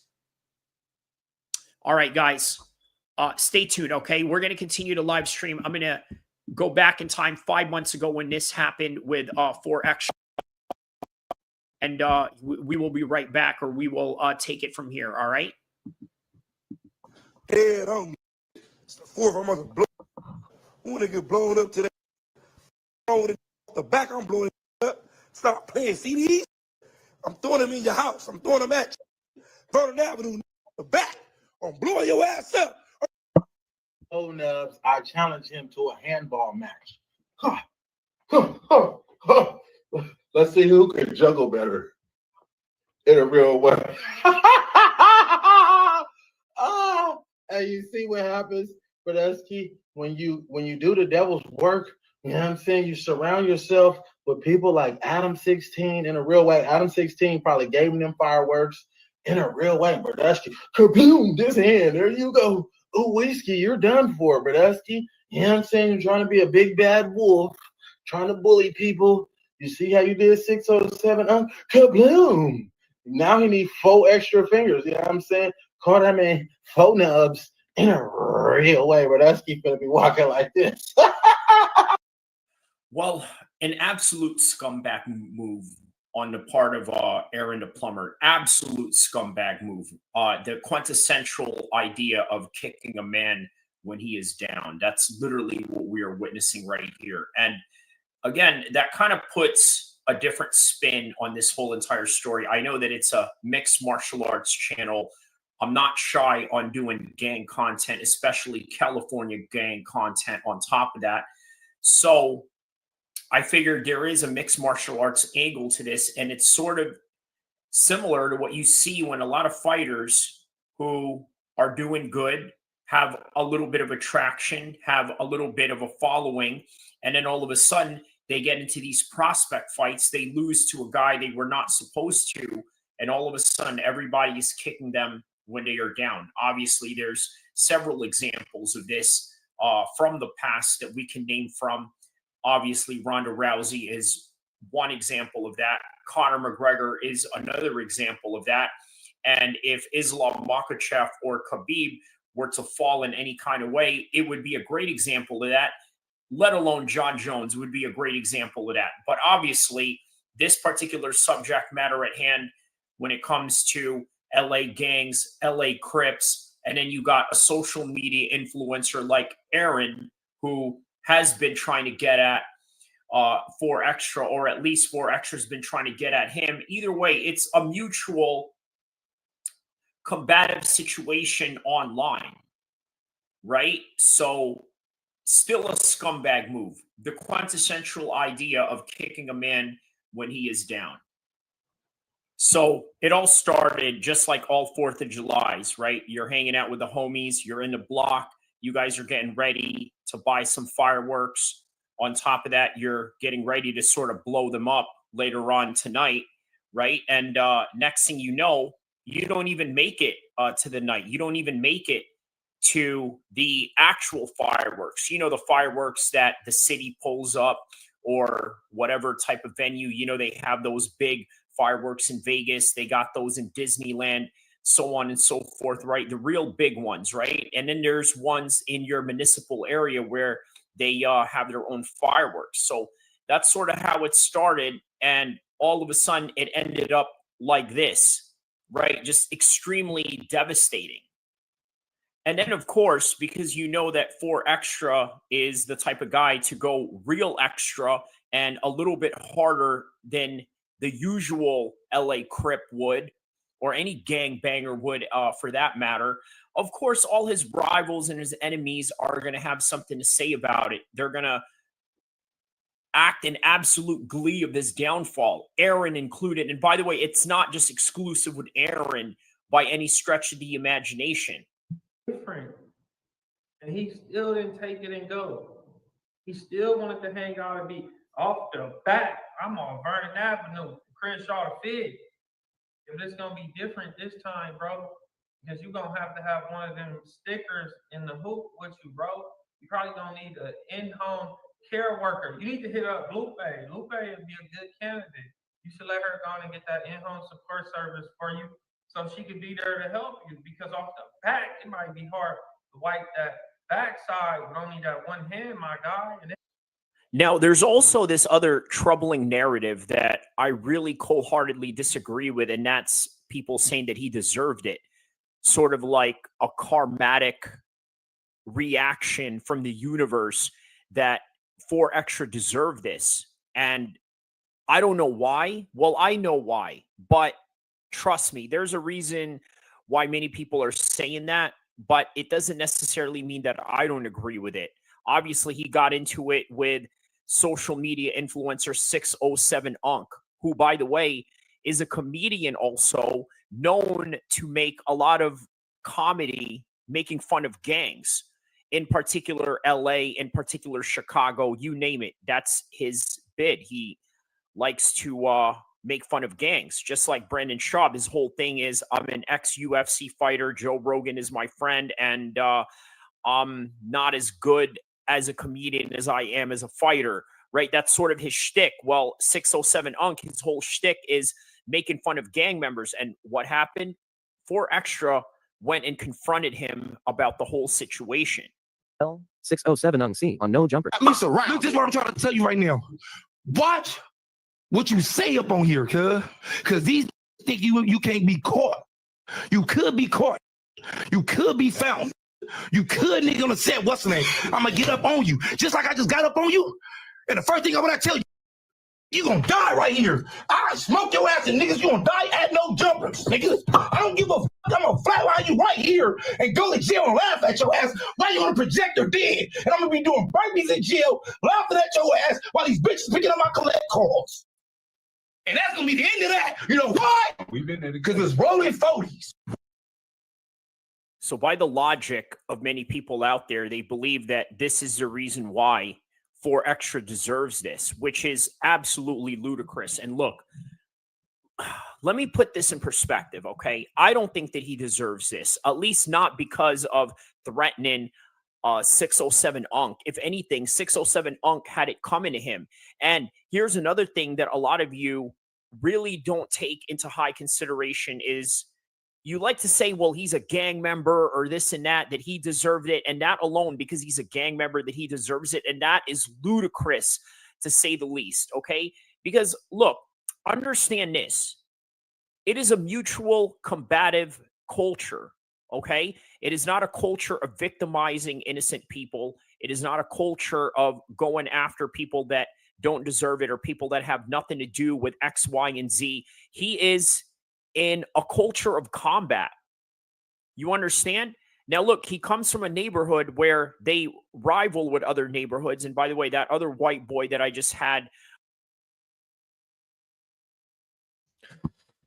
says someone needs to ban Adam22 from LA. Noble VST, let me know what part of the world you are from, my man. Shout outs to you. I agree to a certain extent, right? I tell you what, like I have mentioned this earlier. I said that Adam is very much, a unique entity, right? I mean, this guy is a square. This guy has a reputation of being a CUC and all of that. At the same time, he's sort of has his hands with these different gangs and these different networks, right? So what I will say is that there seems to be a lot of cases falling upon people that he's surrounded by. And at first, I wasn't the type to believe in conspiracy theories, but you know what? It seems like that's a plausible theory at this point, by the very least. On the clip earlier, Milk74, he comes from a rival gang that opposite of 4Extras, who, by the way, represents the Rollin' 40s Crip. Look, here's a couple of interesting things that I want you to know about the Rollin' 40s Crips, right? Ice-T comes from that section. Not a lot of people know this, but I know this. Don't ask how I know this. It's a proven fact. Ice-T comes from that section. Another thing, they rejected Tupac joining the Rollin' 40s Crip. I want you to put that in perspective. They rejected Tupac back in the 90s before Tupac joined Death Row Records and before Tupac was a Death Row member. Was a Death Row member and a member of the West Side Pyru Bloods got put on by Suge Knight. And yeah, he tried to be a Rollin' 40s Crip, the same gang that this guy comes from. And you want to know what happened? Well, check this out. That's right now today influential homies that's on the streets. You feel me? Young homies. So there was a competition, like low key, that he had to like get me, you know what I'm saying, like in line for. Like them little niggas is sick, nigga, young homies. It was a few young homies out that was you know, that was like that. You know what I mean? So he just took the time to just grow me, nigga, like, you know, and just like fucking with him, knowing like I seen the both sides of that nigga. Like that nigga's a double coin nigga. You know what I'm saying? Like on the like when he was doing all the thug life shit, the nigga was on the run for murder. You know what I'm saying? Like the nigga was on the run for a hot one. Nigga doing shows, nigga going to Saudi Arabia and shit. You feel what I'm saying? Before the 9/11 and all that shit popped up. You know what I mean? So yeah. So you were probably too young before he brought Tupac to the hood. Right. You know, no, yeah, I was young. Hell yeah. Before you. Yeah, that's before me. On hood. You know what I'm saying? By the time I came, I didn't know who he was, which is a plus to him too, because it wasn't like I was on no groupie shit just trying to be up under him. You feel me? Like I didn't really know who the fuck he was. I didn't know what the big ass deal was. Like, man, what the fuck? You know what I'm saying? Like, nigga. Oh, they like running around. Who the fuck is this nigga? Like, they like, nigga's a superstar. Rated R, the superstar. Superstar. Who the fuck is this nigga? You know what I'm saying? Nigga, crazy story, nigga. The nigga, when they put me on the hood, the nigga had like a do-rag on, nigga, some dingy sweats, nigga, hair all crazy, right? He took me to the older homie from Midlow named Jekyll. Took me to that nigga house for the night, right? After we did our shit. Nigga took me to that nigga house. Right. And so in the morning, he comes over. This is a totally different nigga, Cam.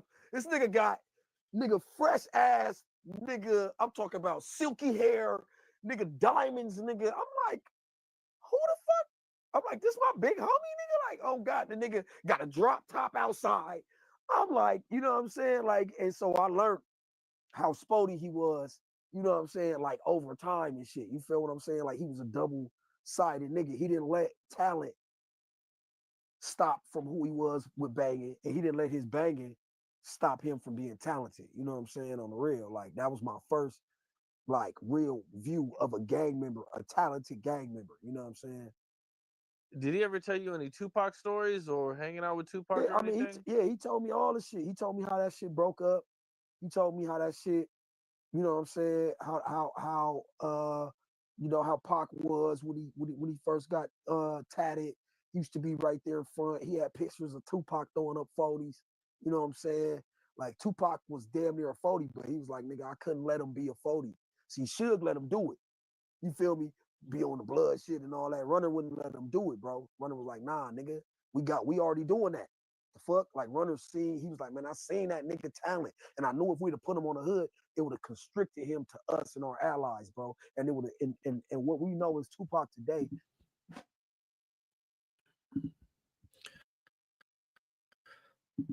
Man, can I tell you, Above the Rim was probably one of my favorite movies, you know, of all time, Above the Rim. And you decided to create an entertainment like LCC about it, man. Shout out to you. Above the Rim Entertainment says, Runner out here trying to pick on Spider Loke.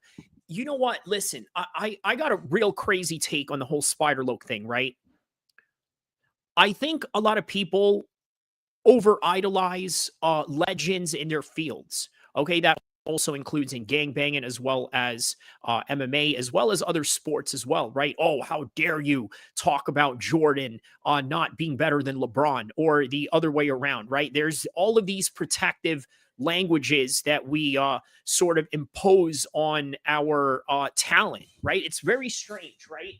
It's you know what I mean? Like there's this really gatekeeping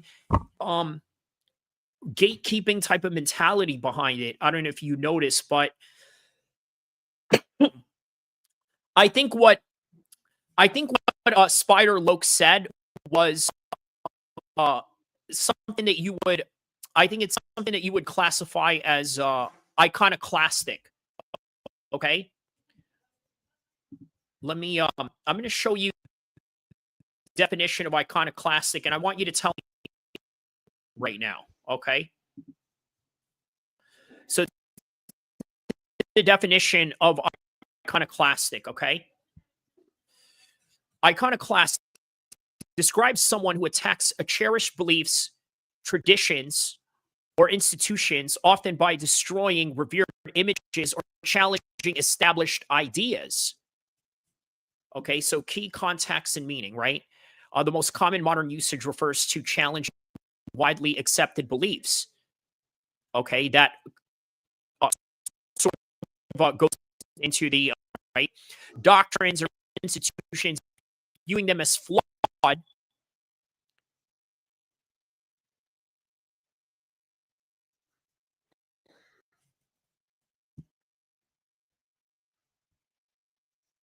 Okay, so architectural, cultural impact, and art or iconoclastic approach breaks rules leading to new genres. Okay, so you can kind of see how this is also very common in the gang world, right?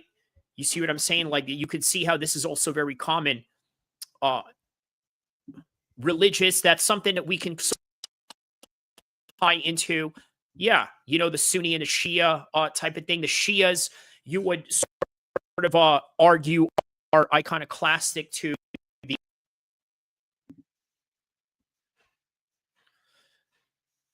So that's what I think Spider Loke is currently practicing right now. You know, so shout out to Above the Rim Entertainment.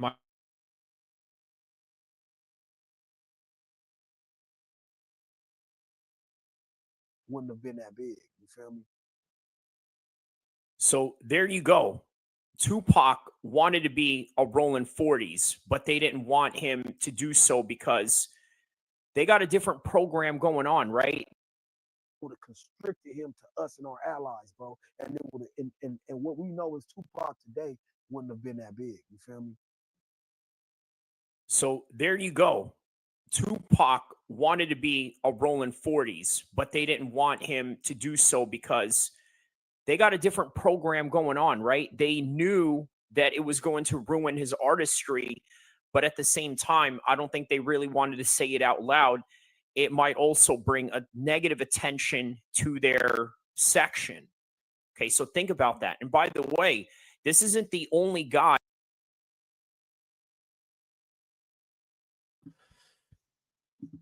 Hold up. So you're saying Munchie B wrote those lyrics for Adam? You're talking about the Fireworks song, right? That makes sense, right? Because obviously Munchie B and 4 Extra are sort of in the oppositional forces of each other, right? So that would make sense. Yeah, he would wage a war against him, whether that would be physical or even through propaganda, right? Which is what rappers do in diss songs, right? That is just a form of war propaganda. So yeah, he would absolutely go behind the scenes, very similar to even the Russians working with the Taliban, right? And in sort of that intel type of mission to do that, right? To become a proxy of a nuisance to his ops.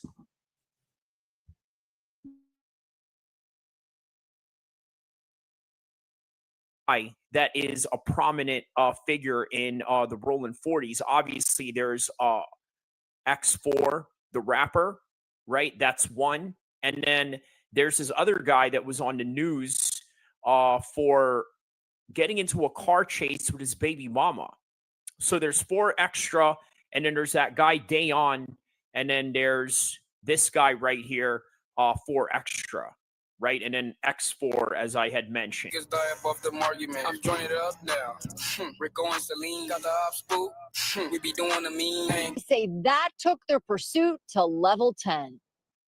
Oh, no, I'm not relaxing when you got my baby in the car and they got guns pointed to the car and they about to hit the car, bro. You're not thinking about your baby right now. You finna get our baby too. A desperate plea to escape as a suspect live streams a dangerous pursuit with his 2-month-old baby and the child's mother in the backseat. Hey, you gotta pull over and put your hands up, bro. My baby's in the car, bro.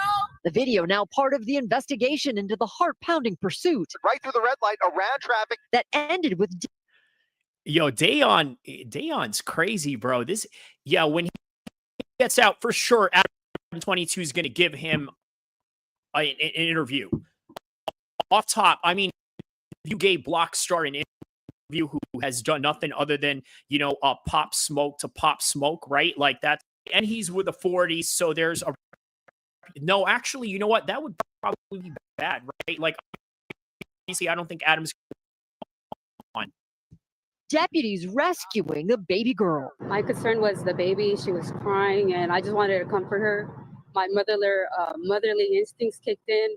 It all began when authorities tried to stop a robbery suspect in Exposition Park. He was one of 3 men being pursued after a robbery in Beverly Hills. They bailed out of their car. 2 were arrested. The 3rd, investigators say, carjacked his child's mother and continued the pursuit, adding in the live stream. It's our baby, bro. You gotta stop, bro. Not only is this guy driving like a madman, not only does he have his 2-month-old daughter in the car and his child's mother, but he's also taking the time to get on his phone and live stream the whole thing. The suspect. All right. So let me tell you what I find really fascinating about that Dayon car chase, right? You heard the sheriff. He said something to the extent, well, I'm very surprised that this guy is still live streaming while all of this is going on. And it kind of goes back to what we talked about with Homeboy earlier, right? Baby Runner, the OG Rolling 40s guy. Why is it that they didn't want Tupac to join the Rolling 40s? Because they didn't want all of that attention. Well, now you go from the 90s and now you go into the 2000s, 2020s. Here it is, the new age of Rolling 40s, where it seems to be a priority to get on camera in any shape or possible, whether it is doing workout videos like this one in No Jumper, or whether it is doing No Jumper content period, or shout out to No Jumper. They did a very good job of covering the LA riots during the ICE raids that have been going on, right? So they have all of these things going on, right? They're kind of evolving into this gang that is adapting themselves into the social media world, and in fact trying to find new hustles to come along with that. But again, a lot of people are saying that, hey, you know what? This 4 Extra guy, he deserved all of this. He deserved everything that came to him because he's a bully, because he's this, that, and the other. To me, in my humble opinion, I just see a guy who is standing on business. Okay, he is an environment that is, quite frankly, very violent, very dangerous. So if you're in an environment like that, why not be the most dangerous guy that you can be out of everybody, right? And again, this isn't the first time where you've seen documents of 4 Extra going at people, whether it's in prison or whether it's in the streets or whether it's confronting people at the mall. That's how I go with anybody, though, no matter where you from. No matter where you from. They go like that with gangs, period, off the bat. It's just a respect there. You know what I'm saying? You get in there. If you turn, you turn. If you're not, you're not. You get what I'm saying? So a lot of people act like they turn, but they not. What's the most amount of fades you had to run back to back to back to back? I got 10 fades one time. Damn. I caught 10 fades one time. Another time, I got 9 fades. You gotta be tired as hell by the end of that shit. Nah, hell no. No. You ain't tired after 10 fades? No, hell no. I'm tripping. I'm working out every day. I'm tripping. I'm off the back. I'm tripping regardless. I'm off the back tripping. I'm coming in there looking for them. So no, hell no. I came in that motherfucker. I caught 10 fades one. I went into the module on the 4,000 floor. I got 10. If you go over there and roll it up, nigga, take off the, first thing I take off my glasses. Even though I push peace, I know what time it is. You get what I'm saying? So by the time we get all the way down to the, soon as we come off the thing, I'm the first one off the thing. So as soon as I come down, like they right there, like it's right here, they right there. So it immediately like, what up? You know what I'm saying? What up? You know, cuz I like 48 little Crip, what's up? Like, you know what I'm saying? Like I'm lying. God can take my kids right now, bro. He on the 48 little Crip, what's up? You know what I mean? They're like, oh, you 4X, you 4X, you like woo woo. This how they telling them facts. Like, oh, you 4X, I'll be following you. Like, yeah, what up? On everything I love, bro. You know, I'm older. I don't even know who the Baby Stone Gorillas is, bro. We don't even none of us know who the Baby Stone Gorillas. And I'm not saying that they don't have notoriety or nothing. I just did 12 years in prison. To us, they kids. Like, to me, I'm looking at like, I'm already in my mind like, oh yeah, we about to, it's something we gonna run through all them. It's 10, yeah, this easy money. You know what I'm saying? Not saying it like that, like, cause So yeah, man, I don't get it. I don't understand why people say that he deserves it or this and that. To me, it's just standard when it comes to regular gangbanging. This is just what they do, right? So why does he deserve it more than the next guy? Why? Because he actually stands on business, actually puts into work. Look, I'm going to tell you what I do like about this guy, right? And look, I understand that a lot of people out there will say maybe you should not go out there and glorify gangs or this, that, and the other. I understand that, right? I understand. But if you're going to be in there and you're going to have to do what it is that you have to do and handle business, then do it at the fullest extent. This is what I like about this guy. He handles business in a way where, you know what, he makes a conscious decision as to say, you know what, I'm not going to smoke, I'm not going to drink, I'm not going to do any of these foolery stuff. I'm going to continue to work out. I'm going to continue to live a healthy life. I'm going to continue to train.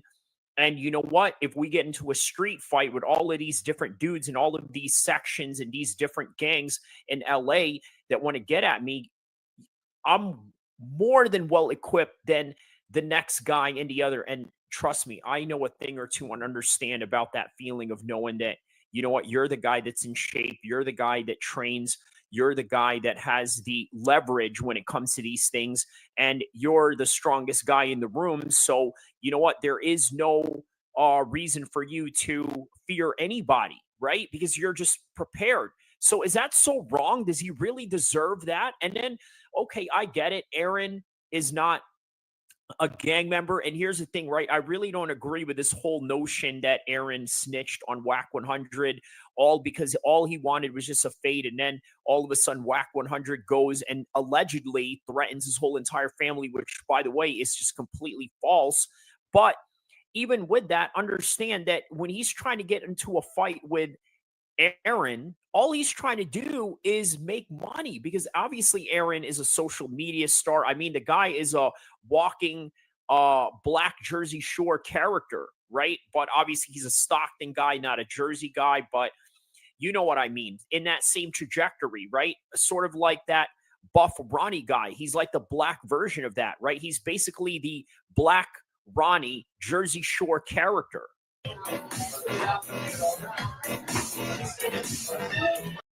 Yeah, so in a nutshell, that's who Aaron basically is. He's a social media star. He's also a reality show star. For those of you that don't know or understand where this new profound fame of Aaron came from. And you know what? He's got an interesting story. He's got an interesting background. Obviously, a Stockton guy. I know a lot of guys from Stockton. I actually know a lot of guys from his section as well. So on that regard, all that I got to say to that is don't kick a man when he's down. But you know what? Here's some good news. I don't think that 4 Extra is going to lose his hand, at least from the recent reports that we have been getting so far. Image going around, and I figured I might as well just hop on here and give you guys some context. So basically, 4 Extra, 4th of July, is hanging out with a bunch of his friends in front of like a shopping center where they're all hanging out. There's like a short that I posted yesterday, him doing some high kick thing. And he basically had a handful of fireworks, and he was about to let one off. Didn't actually get out of his hand. Apparently, those fuses burn a lot faster than you would think. And yeah, blew his hand off. And there's more bad news, which is that the true extent. All right. So, by the way, just wanted to add this in, right? When he just mentioned right now about the high kick thing, that kind of explains what Adam was doing earlier with the high kick, right? Let me see if I can pull this up right here. This is what he was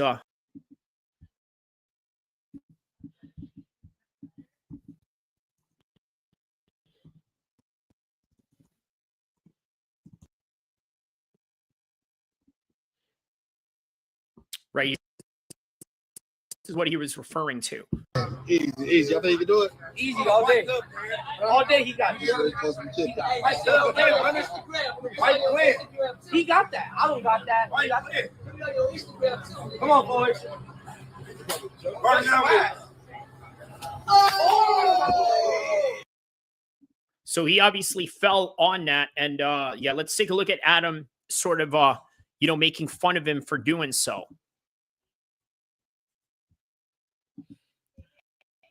Yeah.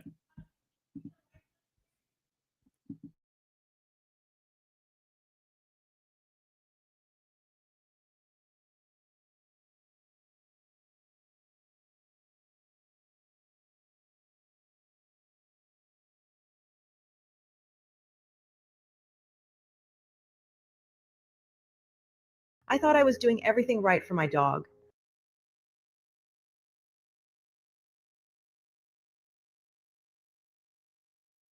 Without a colorful fireworks display. However, Bitch! I just covered up my bitch's face like Sharia law.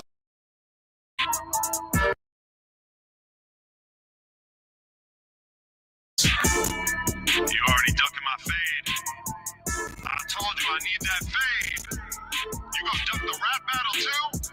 Huh?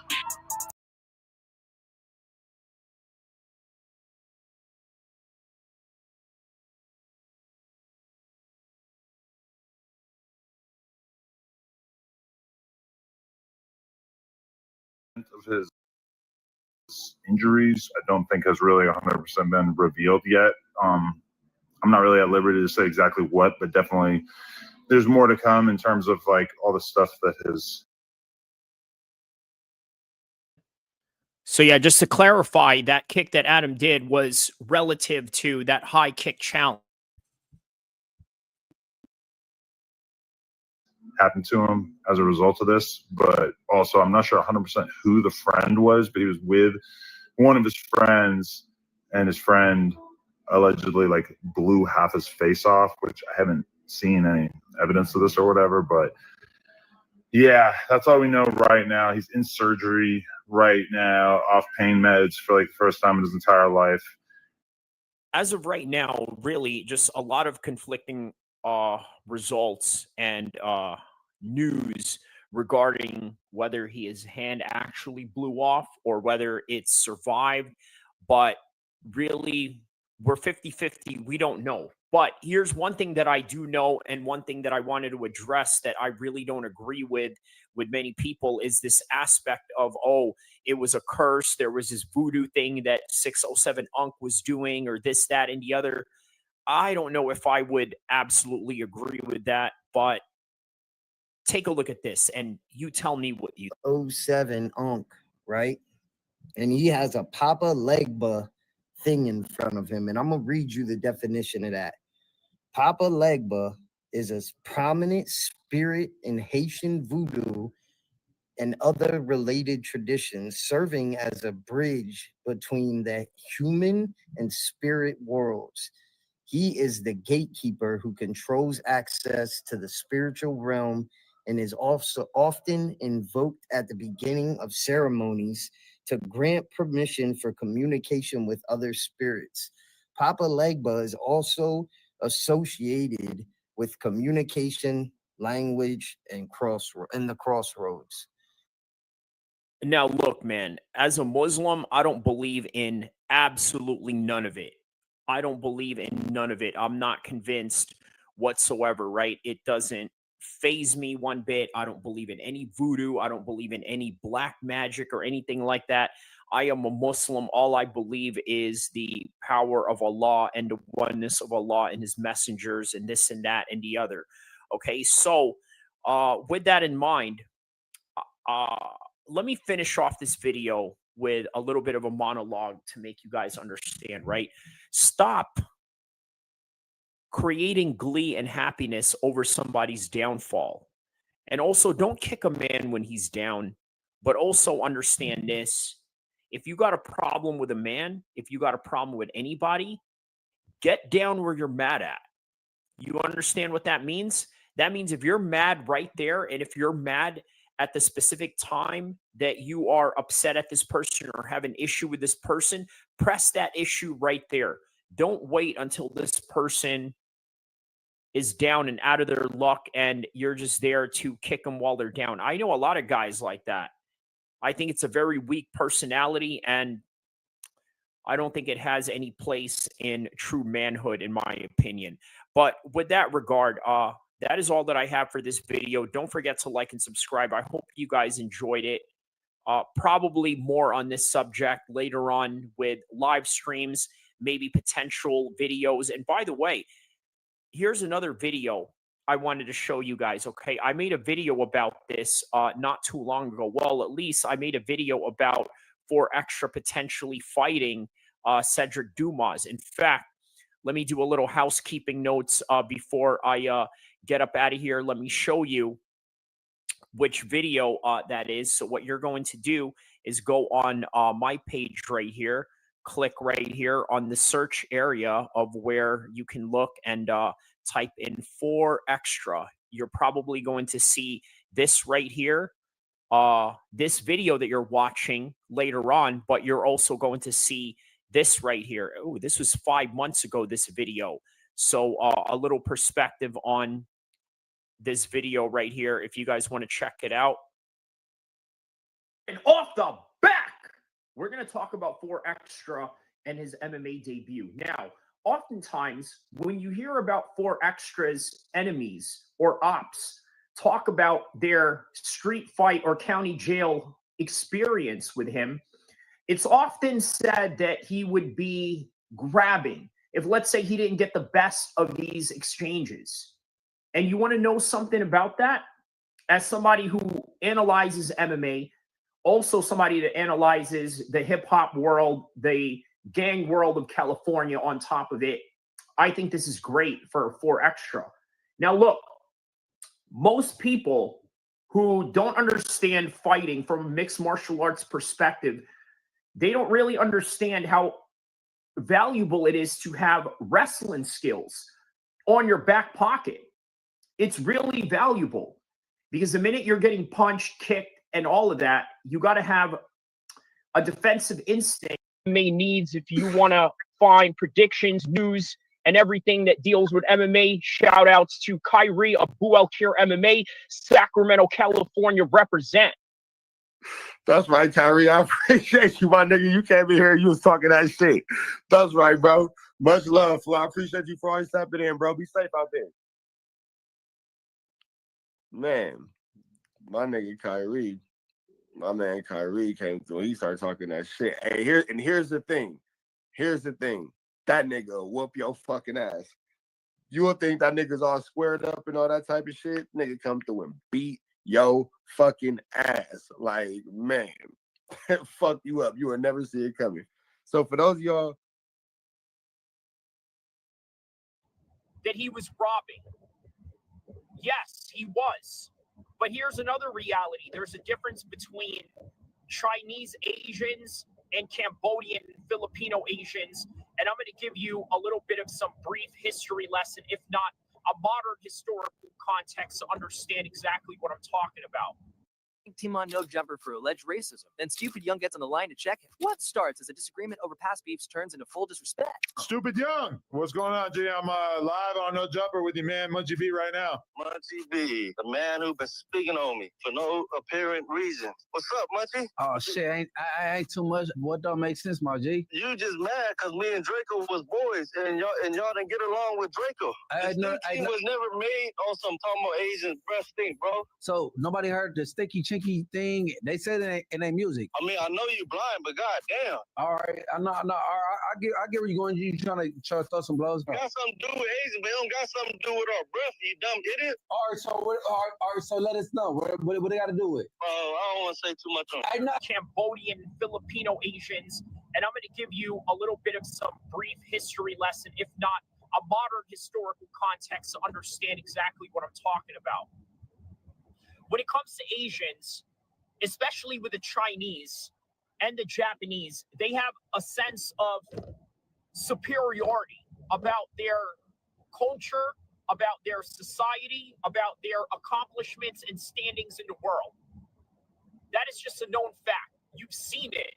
If you've ever seen Koreans, Chinese, and Japanese go to the Philippines, go to Vietnam, go to Thailand, or other poorer Asian countries, you will see that this behavior is very prevalent. And as such, it creates a tension between Northern Asians, that being the Chinese, the Japanese, and the Koreans, and a tension between the Asians of South Pacific descent, such as Filipino, Vietnamese, Cambodian, Thai, and Lao. The list goes on, right?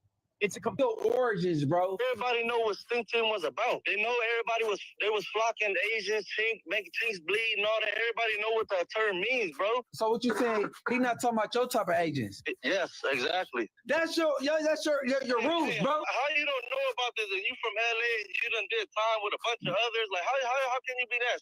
Hold on. Did you do time? Like, I know you lost your vision, but did you lose your mind? Yeah, I did time. Niggas, Where? Niggas that did time. You been to the pen? I've been to a pen and I ain't never been on no 50-50 yard. That's like a mess. Call Ralphie. Call Ralphie. Call your boyfriend. Call Ralphie. Hey, Adam. Yo. Hey, Adam. Shut up. He's a weirdo. Yeah. That's all, blood. You got an identity crisis anyway. You don't know if you're other or a Crip. Bro. Hey, go play poker with you so he could be big blind. Man, that's bull. Bro. You're confused, bro. Like you and you getting mad because you know you stupid. No, I'm not. I know I'm stupid, young, but you stupid too. Okay. And guess what? If allegedly all the legends are true about Draco, if all of these things are true, then you would probably kind of understand why Stupid Young would be sympathetic to him robbing people that look down on him. You understand what I'm saying? With Draco, long little. No. Hey, bro. Hey, Draco, he got good music. Munchie calls out Stink Team on No Jumper for alleged racism. Then Stupid Young gets on the line to check him. What starts as a words, when he's saying that these are different types of Asians, he really means it. And here's another thing. I honestly don't think Munchie B, nor do a lot of rappers, a lot of dudes from the hood, or a lot of dudes from the gangbang world really have a sophisticated education and understanding the intricacies and the gray lines and the nuances that involve Asian culture and internal Asian conflict. You want to know another thing about the Asian boy Crips, all the way from Long Beach to Fresno, and then all the way up to Sacramento, Stockton, and so on and so forth, right? They all have inherent beef with Chinese gangs. I'm not going to mention which one. You got to do your own homework. That is not my job to tell you, right? I mean, obviously, it is my job to tell you certain information when it comes to content, certain context, but then there's just some things I'm not going to go into with Asians that stem from Chinese versus Filipino, Chinese versus Cambodian, Chinese versus Laos, so on and so forth. Look, man, a lot of people are just not down with the Chinese, and that also includes the U.S. government. All right. Now, before we get to the rest of the video, I need you guys to hit that like and subscribe button because I'm giving you some facts and details on this particular matter that I don't think a lot of people are really well aware of. Now, obviously, I've seen all the takes for this particular story and what everybody is saying in it, and I don't want to disrespect anybody. That is your take. That is your opinion on things, and that's really all there is to it. It's just nothing more than opinions. But what I do offer here is a little bit of some facts and historical context behind everything that not only what Stupid Young is saying, but also what Draco is saying. So here's the rest of I need help fixing my sink. Okay, let me find a tutorial for you. Do you have a pipe wrench? Is this it? Maybe I should schedule a plumber on Thumbtack. Good call. You the man. Are we stranded? We're running out of water! Hey, guys, I've got AAA. When you're a AAA member, you're covered in anyone's car. As a mixed martial arts channel that covers a lot of conflict, we're going to talk about the conflict of Asian boy Crip rapper Stupid Young and now No Jumper co-host Munchie B, who, by the way, is a known affiliate of Inglewood Bloods. Now, the late rapper Draco, the ruler, has a lot to do with this particular story, and I'm about to explain exactly what is happening in this particular story right now, okay? So what you got is Munchie B calling Stupid Young a fake Crip. Now, I don't know why he would say that. I'm going to be honest with you. At certain points, I don't think it really matters whether somebody is fake or real. And I know that's controversial to say, but let me explain why. Because anybody can claim a hood. Anybody can claim a particular neighborhood. And then on top of that, they can act upon certain crimes or certain actions behind that name. So at some point, it doesn't really matter whether somebody is fake or not, just from what I've seen alone and from the videos and the lifestyle of Stupid Young being documented on the No Jumper documentaries. The guy lives that life. He's got real homies, and I could vouch at the fact of this reality. Okay, he knows a lot of people in Stockton. By the way, a section I'm very familiar with on 8th Street. He's affiliated with MB Nell. He's affiliated with bands, BK bands from Stockton, South Side, all these Crips. So he has a Crip alliance going on that is a known fact, of which you can't deny from him.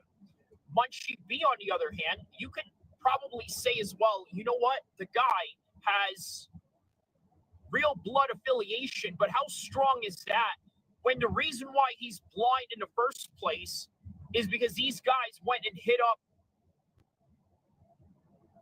and I mean, come on, man. Really, let's think about that for a second. Okay, he got hit up by his own people, but that's neither here or there. Now, the other subject matter that we're going to talk about with this situation is that was Draco referring to people that were of Asian descent that he was robbing? Yes, he was. But here's another reality. There's a difference between Chinese Asians and Cambodian and Filipino Asians. And I'm going to give you a little bit of some brief history lesson, if not a modern historical context to understand exactly what I'm talking about. When it comes to Asians, especially with the Chinese and the Japanese, they have a sense of superiority about their culture, about their society, about their accomplishments and standings in the world. That is just a known fact. You've seen it. If you've ever seen Koreans, Chinese, and Japanese go to the Philippines, go to Vietnam, go to Thailand, or other poorer Asian countries, you will see that this behavior is very prevalent. And as such, it creates a tension between Northern Asians, that being the Chinese, the Japanese, and the Koreans, and a tension between the Asians of South Pacific descent, such as Filipino, Vietnamese, Cambodian, Thai, and Lao. The list goes on, right? It's a completely different type of Asian. And guess what? If allegedly all the legends are true about Draco, if all of these things are true, then you would probably kind of understand why Stupid Young would be sympathetic to him robbing people that look down on him. Working across teams is tough, but Asana helps you handle it. Asana AI can spot roadblocks and assign work to keep everything on track. That's how work gets handled. Visit us at asana.com.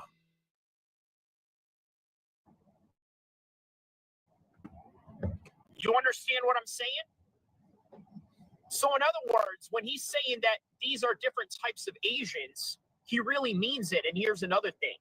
I honestly don't think Munchie B, nor do a lot of rappers, a lot of dudes from the hood or a lot of dudes from the gangbang world really have a sophisticated education and understanding the intricacies and the gray lines and the nuances that involve Asian culture and internal Asian conflict. You want to know another thing about the Asian boy Crips, all the way from Long Beach to Fresno, and then all the way up to Sacramento, Stockton, and so on and so forth, right? They all have inherent beef with Chinese gangs. I'm not going to mention which one. You got to do your own homework. That is not my job to tell you, right? I mean, obviously, it is my job to tell you certain information when it comes to content, certain context, but then there's just some things I'm not going to go into. But understand this, right? There is even an internal gang conflict with Asians that stem from Chinese versus Filipino, Chinese versus Cambodian, Chinese versus Laos, so on and so forth. Look, man, a lot of people are just not down with the Chinese, and that also includes the U.S. government. Here's another thing you got to understand with that, a little side talk on that particular topic, right? When it comes to the Chinese, they make no differentiation between their government and their culture. It's one and the same. If you insult their government, you're insulting their culture, all rolled into one. That's not how it works if you're Filipino or Japanese or other types of Asians, right? It's just not the same. So once again, that kind of debunks the whole idea of, well, all Asians are the same or this, that, and the other. Obviously, that's not the case here. So I got to tell you, I don't like where this beef is going because, in all honesty, let me tell you where this beef is going. It's going to get violent because, well, I don't wish that on anybody, right? But understand, these guys live just a few drives away from each other. You need to understand that, right? And there are deadly consequences that follow. Maybe there isn't. Maybe it's just people talking, right? But then you never know. You never know. All I got to say is err on the side of caution. You also got to err on the side of understanding that, hey, listen, the police is looking at this, the FBI, gang task units, and things of that nature. They are all looking into this. So this idea that you're going to go in here and you're just going to talk freely about these particular subjects, by the way, with real situations that have happened between people that are within the opposites of these camps, you need to understand, there's some caution that needs to be taken here. Otherwise, real horrible things could happen, right? Or, you know what? Maybe this could lead into a rap beef, because let's just be honest about this, right? Stupid Young is already the more established rapper between the two of them. Munchie B, he's got okay raps. You know what I mean?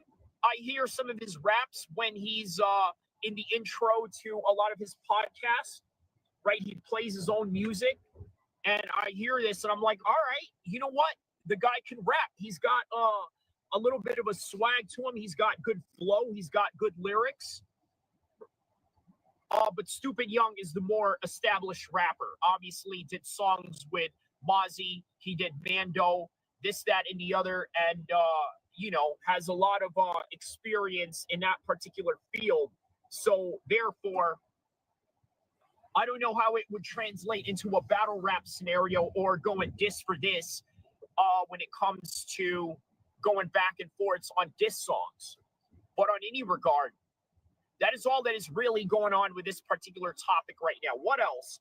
What else could we delve into this particular topic? Oh, yeah. How about this, right?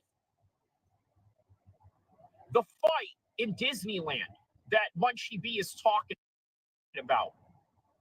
What is he talking about? What you gonna do? Nigga right here. Nigga right here. Weird ass nigga. Weird ass nigga. Nigga don't want to fight right here, nigga. Why you making the scene right here? Nigga, what's up? What you gonna do? What you gonna do? Bitch ass nigga right here. What you gonna do? I'm right here. I'm right here. Where you going? Right here. The fuck apples. Fuck apples, all that. Right here. Weird ass nigga. Nigga right here. Where you going? Weird ass nigga running. Right here. Nigga, fuck you. Nigga, goofy ass. A few moments later, this is what happens. Here you go.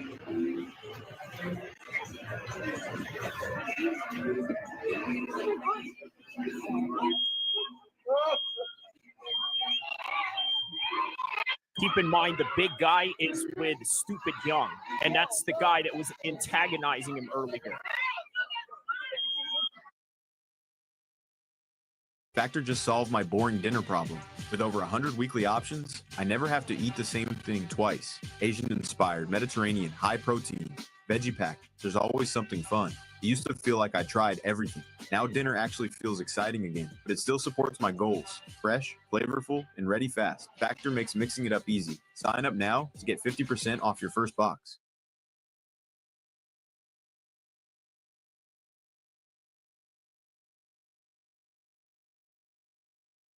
Shop your new mattress your way at Ashley.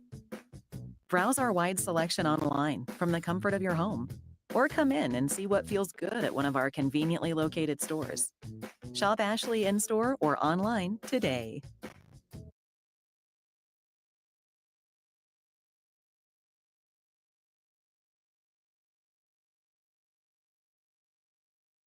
do you mean?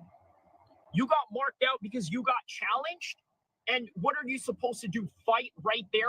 But from that story, Stupid Young already got kicked out of Disneyland anyway, right? I mean, you know, but on any regard, he was trying to not cause attention or cause a scene in any kind of way, because that's just not what you do. If you got a problem with somebody, you know, you go and handle your candle, but you go and handle your candle in a way where you're not exposing yourself or potentially getting yourself or anybody else arrested, right?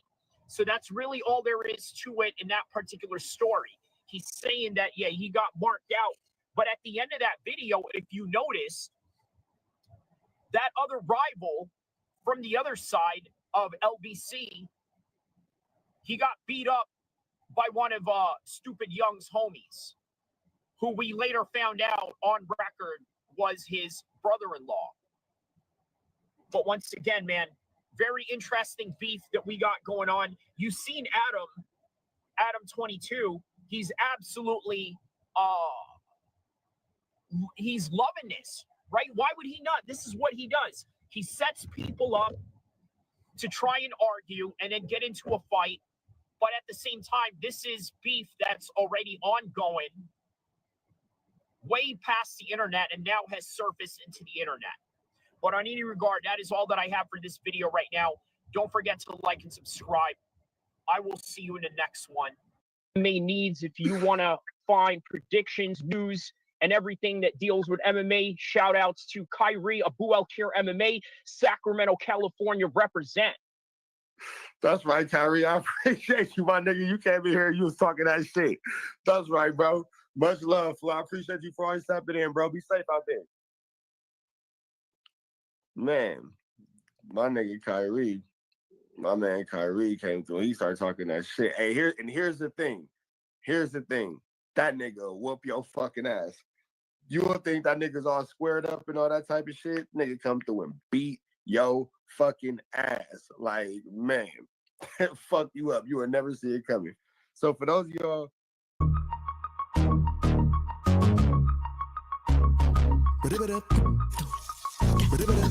Hey.